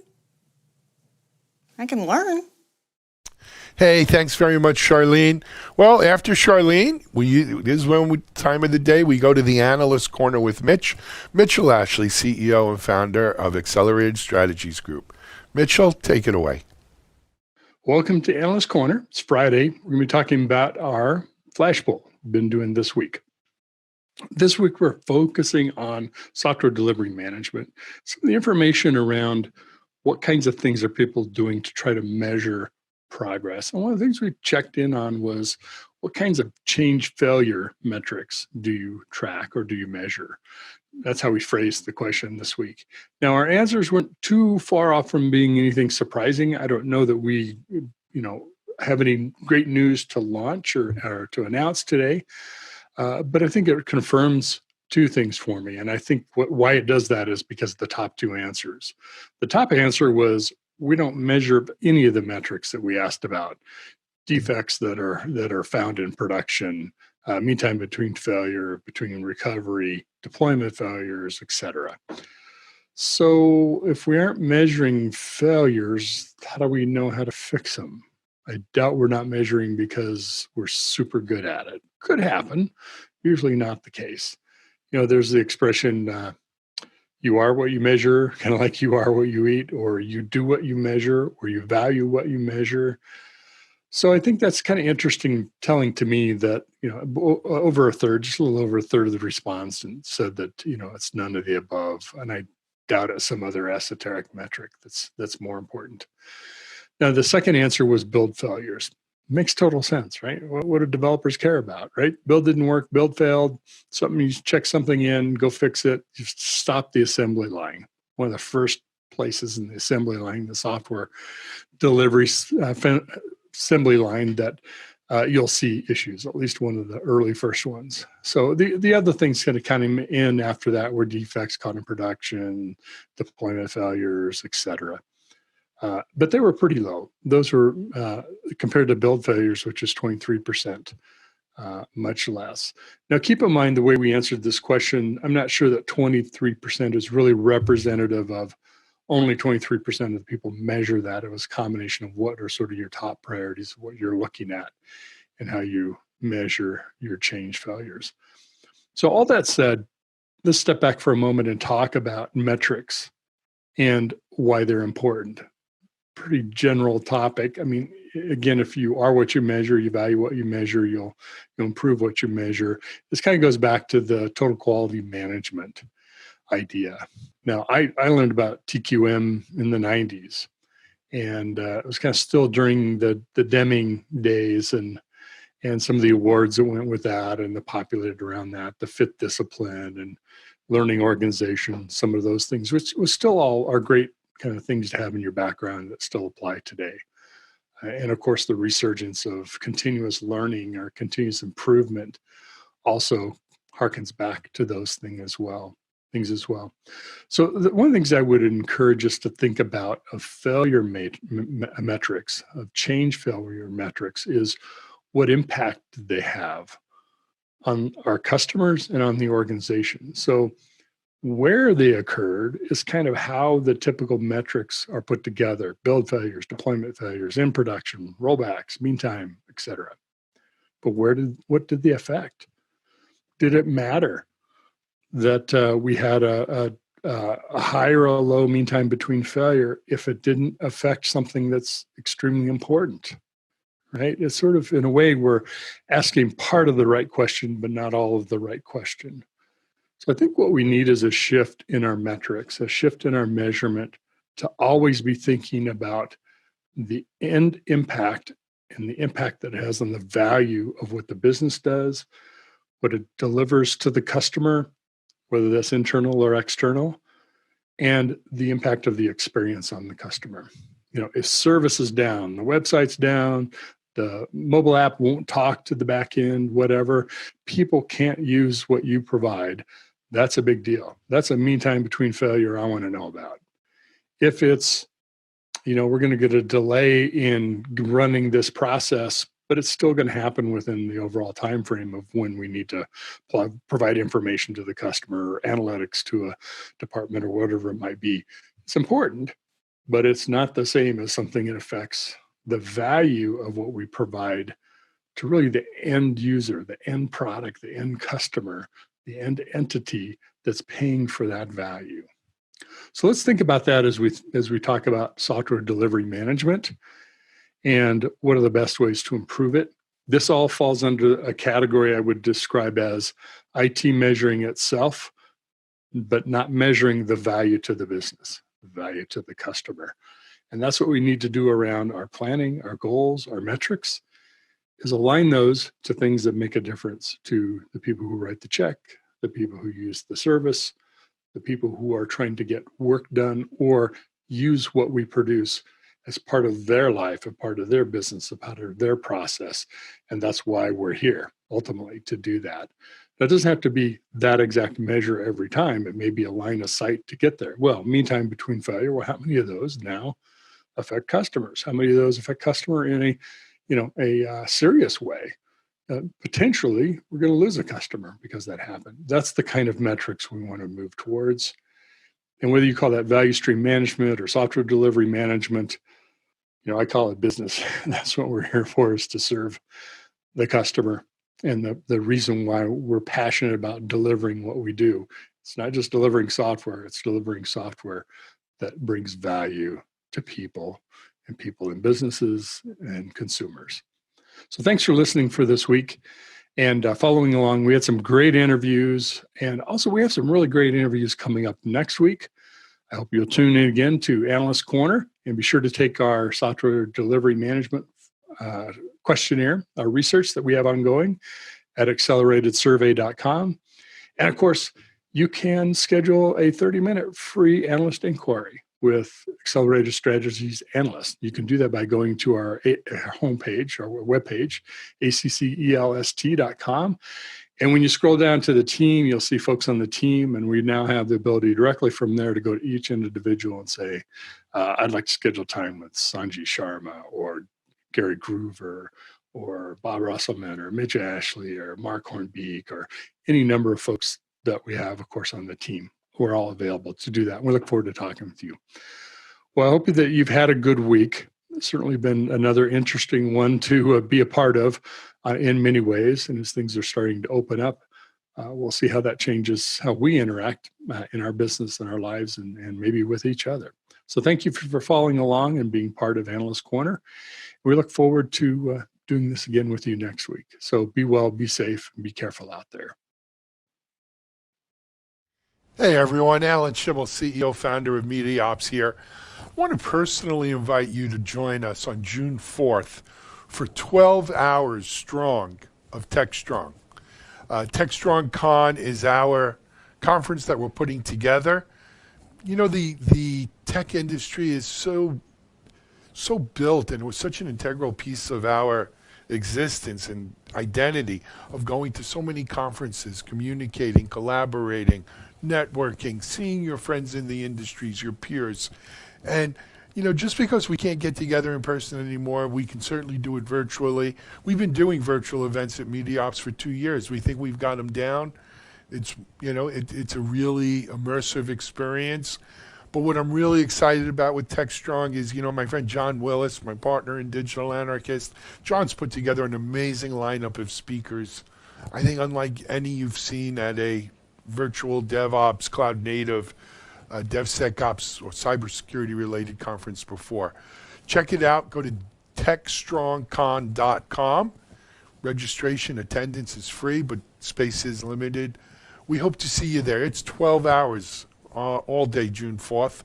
techstrongcon.com. Stay well, stay healthy, stay strong. TechStrong. Hello, my name is Mark Hornbeek, and I welcome you to the second tutorial in the series Engineering DevOps. This tutorial is called the 9 Pillars of Engineering DevOps. Again, I'm Mark Hornbeek, referred to as DevOps the Gray. I am CEO and Principal Consultant of Engineering DevOps Consulting, analyst for the Accelerated Strategies Group, ambassador and author of the DevOps Institute, and a blogger on DevOps.com. I'm also the author of the book in the upper left side there called Engineering DevOps. And if you want to learn more about engineering DevOps services and information and resources, you can look at my website, engineeringdevops.com. So what's the agenda for this tutorial?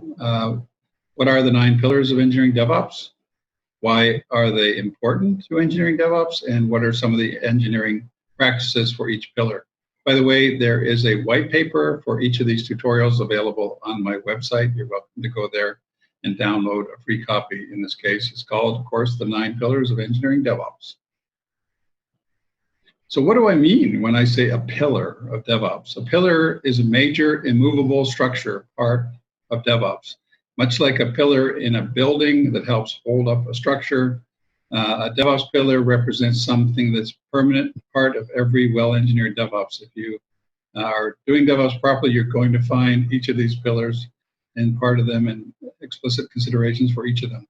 Just a little secret, by the way, my symbol with the triple infinity sign, there are 9 pillars surrounding the infinity sign. That's just a little aside, but I find that interesting trivia. What are the 9 pillars? Well, before we get into a definition, I just want to remind you in the first tutorial, what is engineering DevOps? I pointed out that I use some Arthurian symbolism throughout my book and also use it throughout this course. The round table on the left side is uses the 9 pillars to hold up the continuous infinity symbol. The big picture on the right is Gothic or Roman building with columns or pillars, as well as some horizontal components that help represent as an aid memoir for all the things about the 9 pillars of DevOps. So the 9 pillars of DevOps is basically a prescriptive framework. It helps categorize specific engineering practices in a way that makes it clear how to engineer DevOps, how to implement DevOps. The 9 pillars are in the order on the diagram, but in no particular order of importance: leadership, collaborative culture, design for DevOps, continuous integration, continuous testing, elastic infrastructure, continuous monitoring, continuous security, and continuous delivery. Each of these will be covered briefly in this tutorial. So why are they important to DevOps? Well, having a common reference framework helps implement the DevOps and complements the engineering DevOps blueprint that was described in the first tutorial, what is engineering DevOps. The categorization into pillars helps people align their terminology and communication with each other, which hopefully will accelerate the implementations and just ease communication. It provides guidance for implementers. It's a good idea to keep in mind all 9 pillars while you're implementing DevOps in case you forget some and you fall short and your DevOps implementation disappoints. Also, assessments can be helped a lot by using the practices associated with each. This is something I do in my own consulting practice. I use each of the 9 pillars and the associated practices to evaluate the current state and desired future state of each of the pillars for an actual DevOps implementation. I should point out that other than the 9 vertical pillars, there are horizontal and horizontal structures. So along the foundation, there are orchestration and automation practices. These are common to all the vertical practices. And governance is another one at the foundation level. At the roof level, you have things like continuous delivery, CI/CD pipelines, application release automation, value stream management. All of these things are worth considering, but they're outside the scope of this tutorial. This tutorial is really concentrated on the vertical pillars. So let's talk about the pillars. The leadership pillar has to do with aptitudes, attitudes, and actions of people that have oversight or leadership roles over teams and organizations that are on a DevOps journey, implementing DevOps or improving it. There's some example practices in abbreviated format listed below, things like leaders should provide a vision for the organization, some overall team direction, or DevOps in particular, stimulate the team regarding DevOps initiatives and directions, provide inspirational communication. Again, all this is relative to DevOps. Encourage people to understand that change is required and it brings opportunities. It's not a bad thing. Demonstrate and encourage empathy, because DevOps is all about, as we'll see in the next slide, cross-functional teams working together, and empathy is a big part of making that work. And leadership should encourage that. And generally put in place personal recognition systems and be very active in helping teams move in the right direction. These are leadership practices. The culture practice, collaborative culture, has to do with the way teams behave and their organizational structure and culture within the teams. So for DevOps, cross-functional collaboration across DevOps, tools, security, and various QA and various other departments, if you like, is encouraged and responsibilities are shared, whether these roles are in different parts of an organization or integrated together in teams. Functional and cross-functional collaborations encouraged. Generally avoid building silos and help break down silos between those teams. Encourage learning from failures and cooperation rather than focus on blame. Make sure that communication is flowing fluidly across the cross-functional team, typically through choice of common communication tools and general policies and culture. Being sure that the DevOps system itself is not just dictated, but it's formulated by a cross-functional team, so there's alignment and buy-in, and even the changes to that system get similar buy-in from a cross-functional team. Make sure that there's a process used to change the DevOps itself, if you like DevOps for DevOps, and have KPIs and monitoring and metrics to make sure that the end DevOps system is not only working, but that the way it's working is visible to everybody. Okay, pillar 3, design for DevOps, has to do with how application software is designed. So really, this is talking about the application that's going through the DevOps pipeline and all their changes. In general, modular designs are favored over large legacy monoliths. Why? Because you want to be able to have just small portions of the system packaged and integrated and tested and even released where possible. That's why in more advanced environments, immutable microservice structures, deployed in the cloud or 12-factor app, tenants are favored. Changes that are going through the development phase are checked carefully, typically with static analysis tools, peer code reviews, functional testing, and even dynamic testing prior to integration in a well-engineered DevOps environment. You don't wait till after integration. These are actually requirements for integration. Software switches like feature flags or toggles, whatever you want to call them, enable selective feature level testing, promotions, and reverse, not only at the beginning, but all the way through, even through deployment to help with selective testing.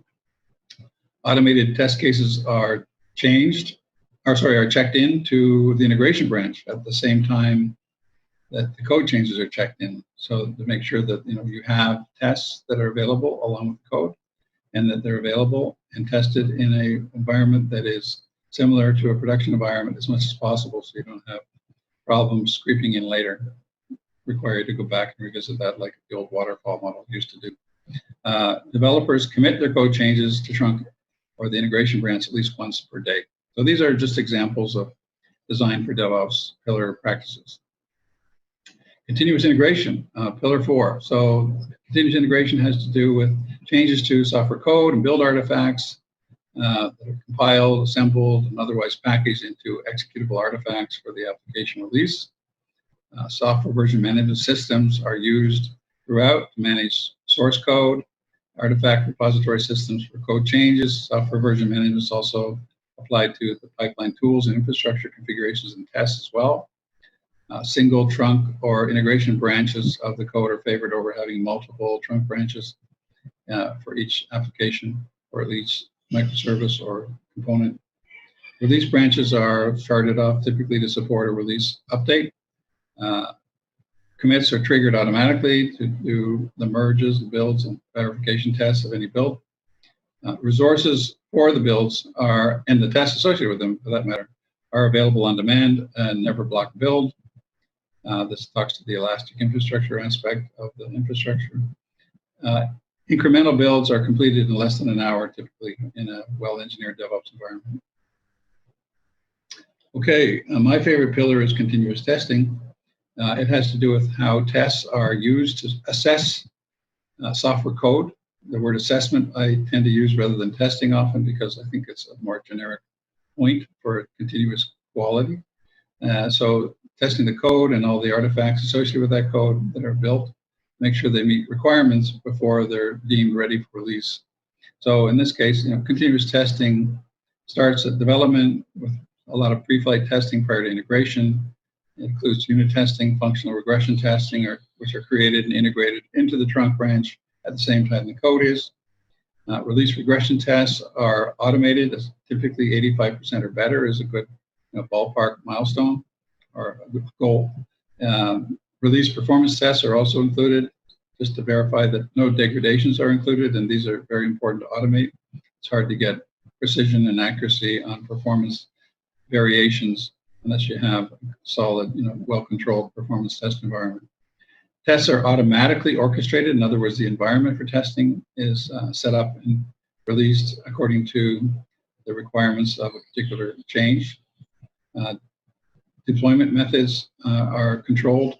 So green, blue deployment methods, which are described in a later tutorial, verify deployments in a staging environment prior to activating the new environment to a live production. And even post-deployment A/B testing, feature flag rollouts, canary testing rollouts, and other methods can be used to trial new versions of the code and even test new versions of the code after they're deployed in a controlled way so that they're not going to be undue risk. Elastic infrastructure is a very important pillar. Everything depends on the infrastructure, of course. The pillar has to do with how machines, storage, networks, or computing, building, testing vary in near real time depending on the workload. So that's the elastic aspects of the infrastructure. Different changes will require a varying amount of infrastructure to support the builds and the testing for that. This scope includes data as well as files, making sure that those are all archived, not only for the builds and the software, but also for the tests and the infrastructure also. Making sure that older versions of those things can be retrieved and reinstated on demand if there's a problem. That speaks to the focus on mean time to restore service, which is even more important than mean time between failures in a well-engineered DevOps environment. You can recover very quickly. Automatically handle exceptions gracefully, so that speaks to how the system is designed to be somewhat fault tolerant. The reasons for failures are analyzed, rescheduled if possible. System configurations are stored and maintained as much as the code itself. Idempotent configuration management processes and methods are used. In other words, if you configure a system today, if you go to reconfigure it tomorrow, you're going to get the same configuration result. It's not dependent on the environment or something. Similarly, mutable infrastructure deployments are favored. So things like containers where the entire stack of and environment variables are saved, and you have high level of confidence if you were to test a component in one deployment environment, will work the same in another one because the containers contain everything you need that will ensure consistency. User experience should be consistent for all users, no matter where those users are geographically or organizationally. Fault recovery is automated and consistently verified as well. Infrastructure failure modes are tested on an ongoing basis using principles and tools such as chaos engineering. And finally, disaster recovery is automated and periodically tested as well. So those are, again, some examples of elastic infrastructure practices to help understand what I mean by that. Pillar 7, we're getting down the list here. So continuous monitoring has to do with instrumenting, collecting, and analyzing data needed to manage the health and performance of applications, databases, pipelines, and infrastructure in order to engineer improvements. This pillar is particularly important when you get to the second way continuous feedback level of DevOps. After you have a basic continuous flow, then feedback and instrumentation with metrics is extremely important as a prelude to the third way of continuous improvement. So here are some example practices. Deployment metrics and release metrics are used for gating promotions between stages of a pipeline. So you have thresholds of these metrics that tell you whether you're passing or failing, or whether the code is sufficiently ready to promote through the pipeline. Metrics such as test completion rates, test pass rates, critical bugs that need to be mitigated. Those are examples of such great metrics and criteria. In general, logging and proactive alert systems need to be organized. You can have a lot of different systems involved. How do you make sense out of those if they're not organized and resolved to some common resolution point and distributed according to which stakeholder needs to address them? In general, metrics and KPI snapshots as well as trends are visible to all the stakeholders, not to just a few. If somebody wants to see, on the ops side how the dev builds are doing, they can see that, and vice versa. Developers want to see how their features are working in the operations environment, they can see that.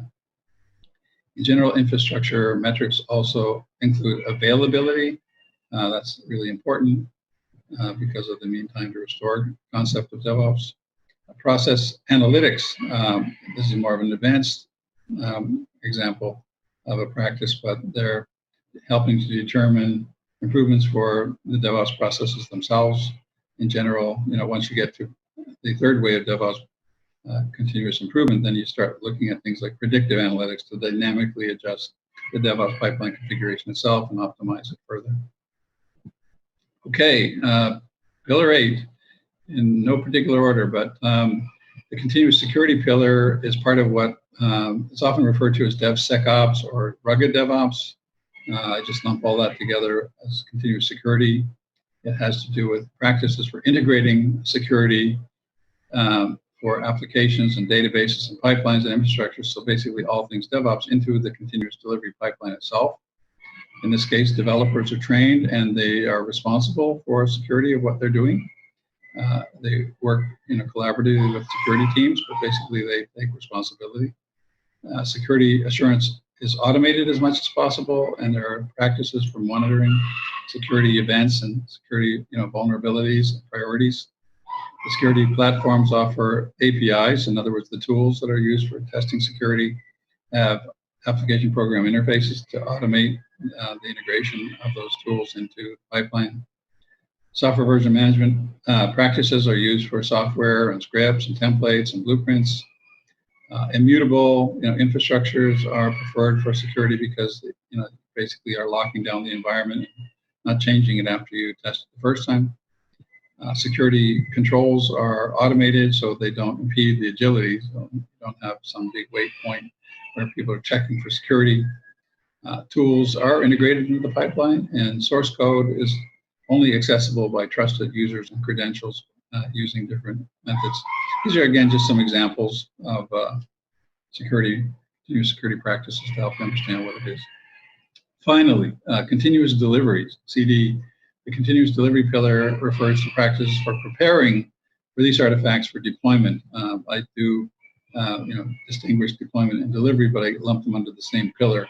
So delivery and deployment stages are separate. Stages are separate, but the best practices are covered under this one pillar. The deliverables, the pass metrics are packaged for deployment, and deliverable packages include the data, not only the code, to validate each deployment. And deployment decisions are done in accordance with some predefined metrics. As much as possible, they're codified as release policies as code. Deployment is pushed to delivery, pushed to once delivery metrics are achieved. Failed deployments are detected early and actioned quickly. Automated recovery and self-healing capabilities are in place to make sure that deployments are handled quickly and with high level integrity and availability. So there we go. We have now explained what are the 9 pillars of engineering DevOps.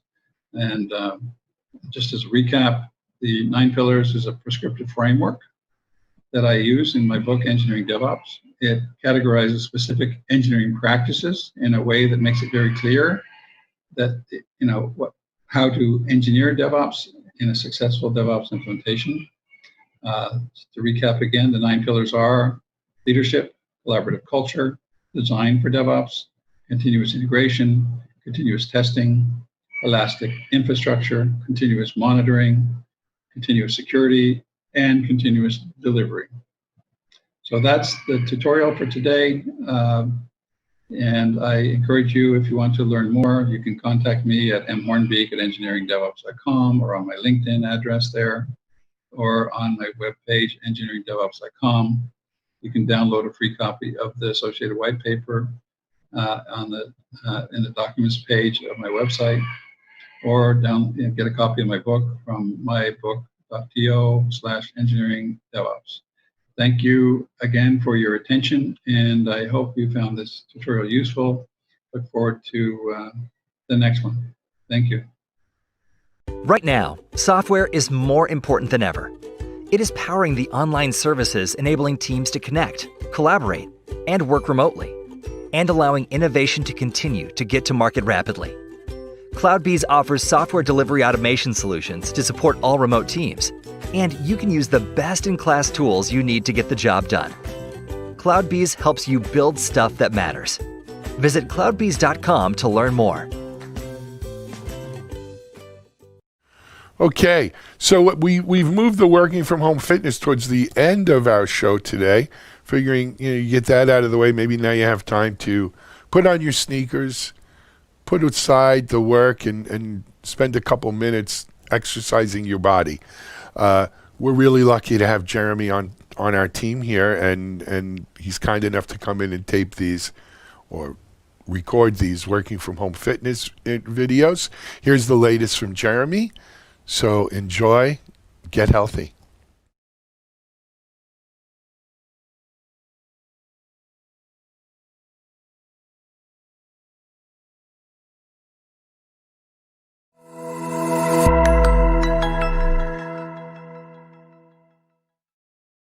Hey guys, Jeremy here with Media Ops, back for another workout from the home video.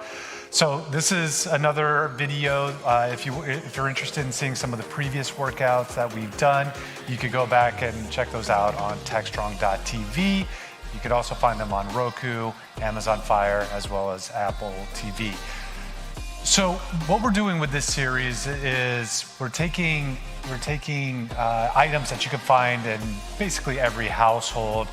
And with everybody sheltering at home, most non-essential people sheltering at home, self-quarantining, this is a way to stay active, get the body moving, as most of us are working from home.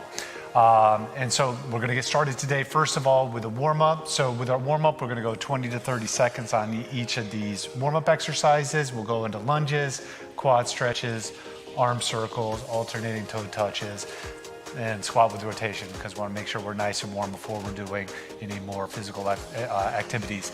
So let's start it out with our warm-up.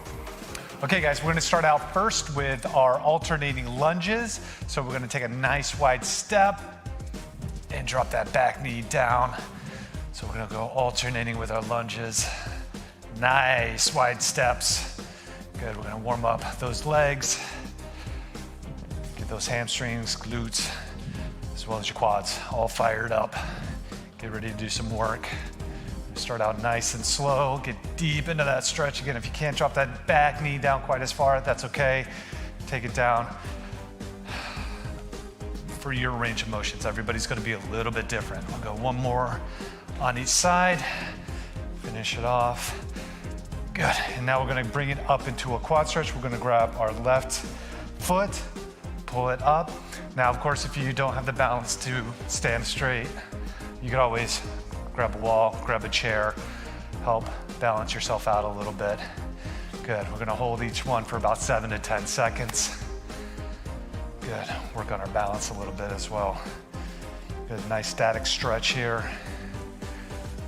Good, and release. Next up, we're gonna do our arm circles. So arms gonna be out. We're gonna start out with small arm circles, moving forward. We're gonna go 5 to 7 here, then we're gonna go reverse. Good. Now we're gonna go back forward, but this time we're gonna go bigger arm circles. Nice and wide, loosen up those shoulders. We'll go one more, and then we'll reverse it. Big arm circles to the back. Good, let's go 2 more. Last one. Good, and then we're gonna go feet wider than shoulder width apart. For alternating toe touches, we're gonna extend our arms, come, rotate over, clear those hips out of the way, reach over, try to touch the opposite toe. Again, if you can't quite make it down all the way, go down as far as you can. And of course, I'm gonna try to reach a little bit further each time as I get a little bit looser. Try to extend and reach a little bit further, get a little bit deeper into that stretch.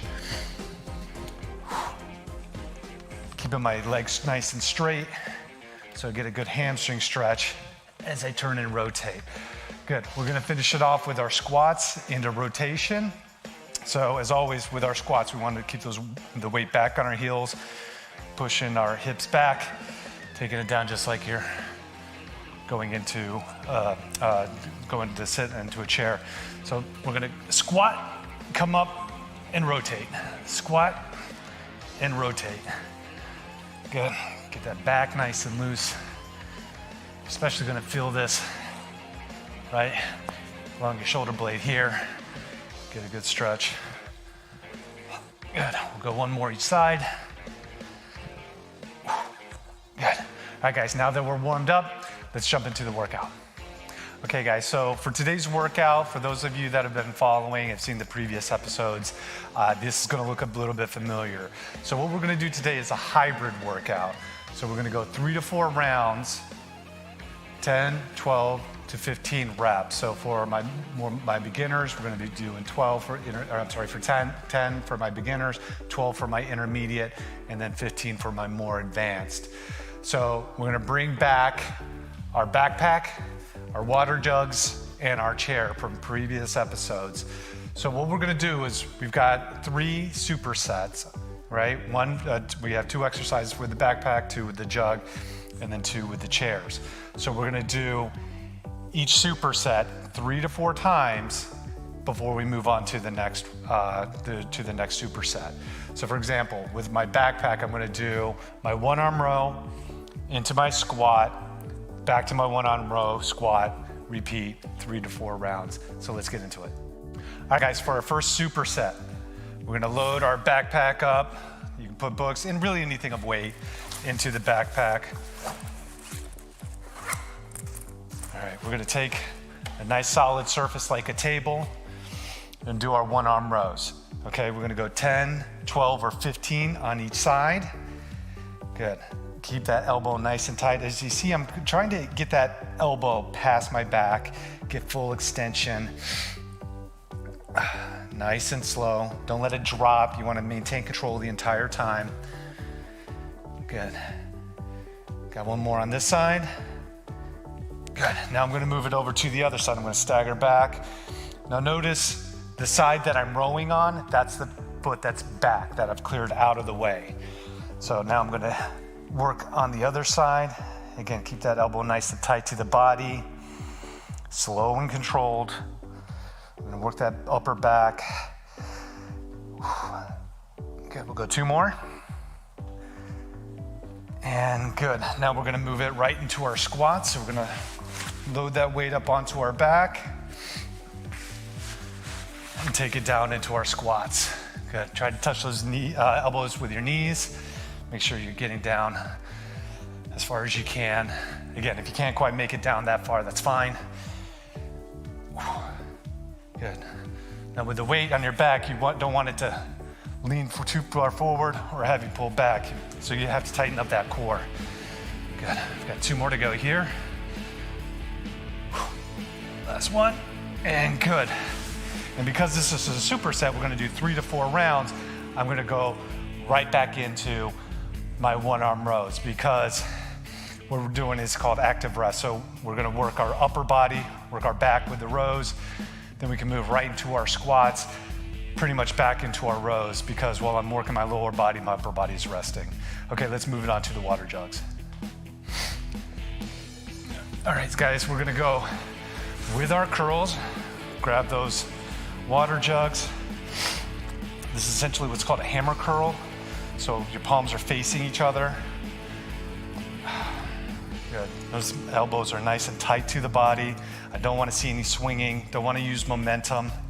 I'm also not letting these pull me down. I'm going to control them the entire way. Good. Got 2 more.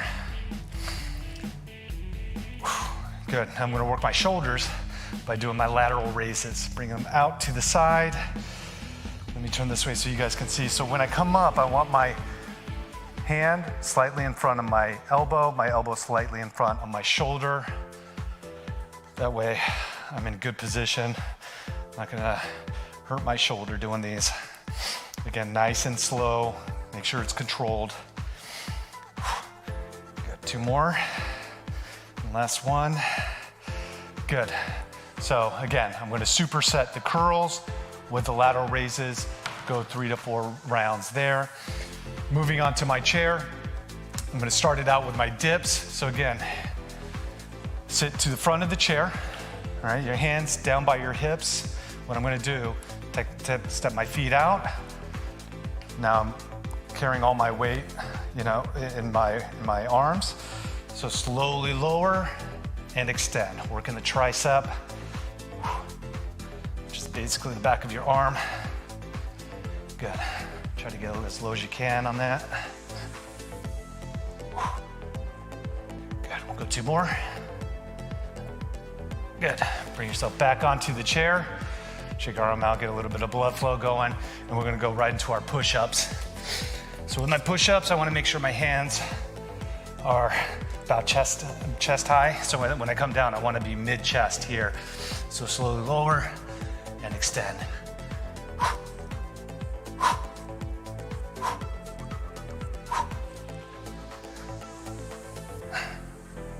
Good, got 2 more. And good. I'm gonna go right back into my dips. Again, guys, 3 to 4 rounds for each of these supersets. If you wanna take a minute or 2, rest and recover in between each one. A couple episodes ago, I also came up with a strictly core. So once you finish that, that would be an excellent finisher. So you're working multiple muscle groups here, back, legs, bicep, shoulder, tricep, and chest. You can finish it off with that core. All right, guys, if you have any questions, you can always email me, Jeremy, that's Jeremy, at devops.com. Love to hear your feedback, any suggestions for future videos, any feedback that you have. All right, guys, hope you're staying safe. I'll see you soon.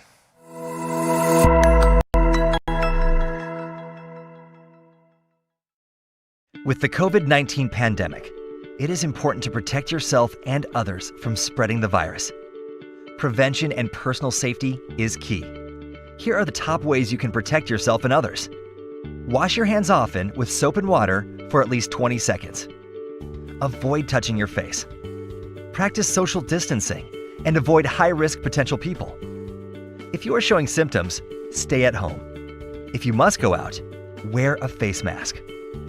Always cover coughs and sneezes with a tissue or use the inside of your elbow. Clean and sanitize frequently touched surfaces daily. Together, we can prevent this pandemic.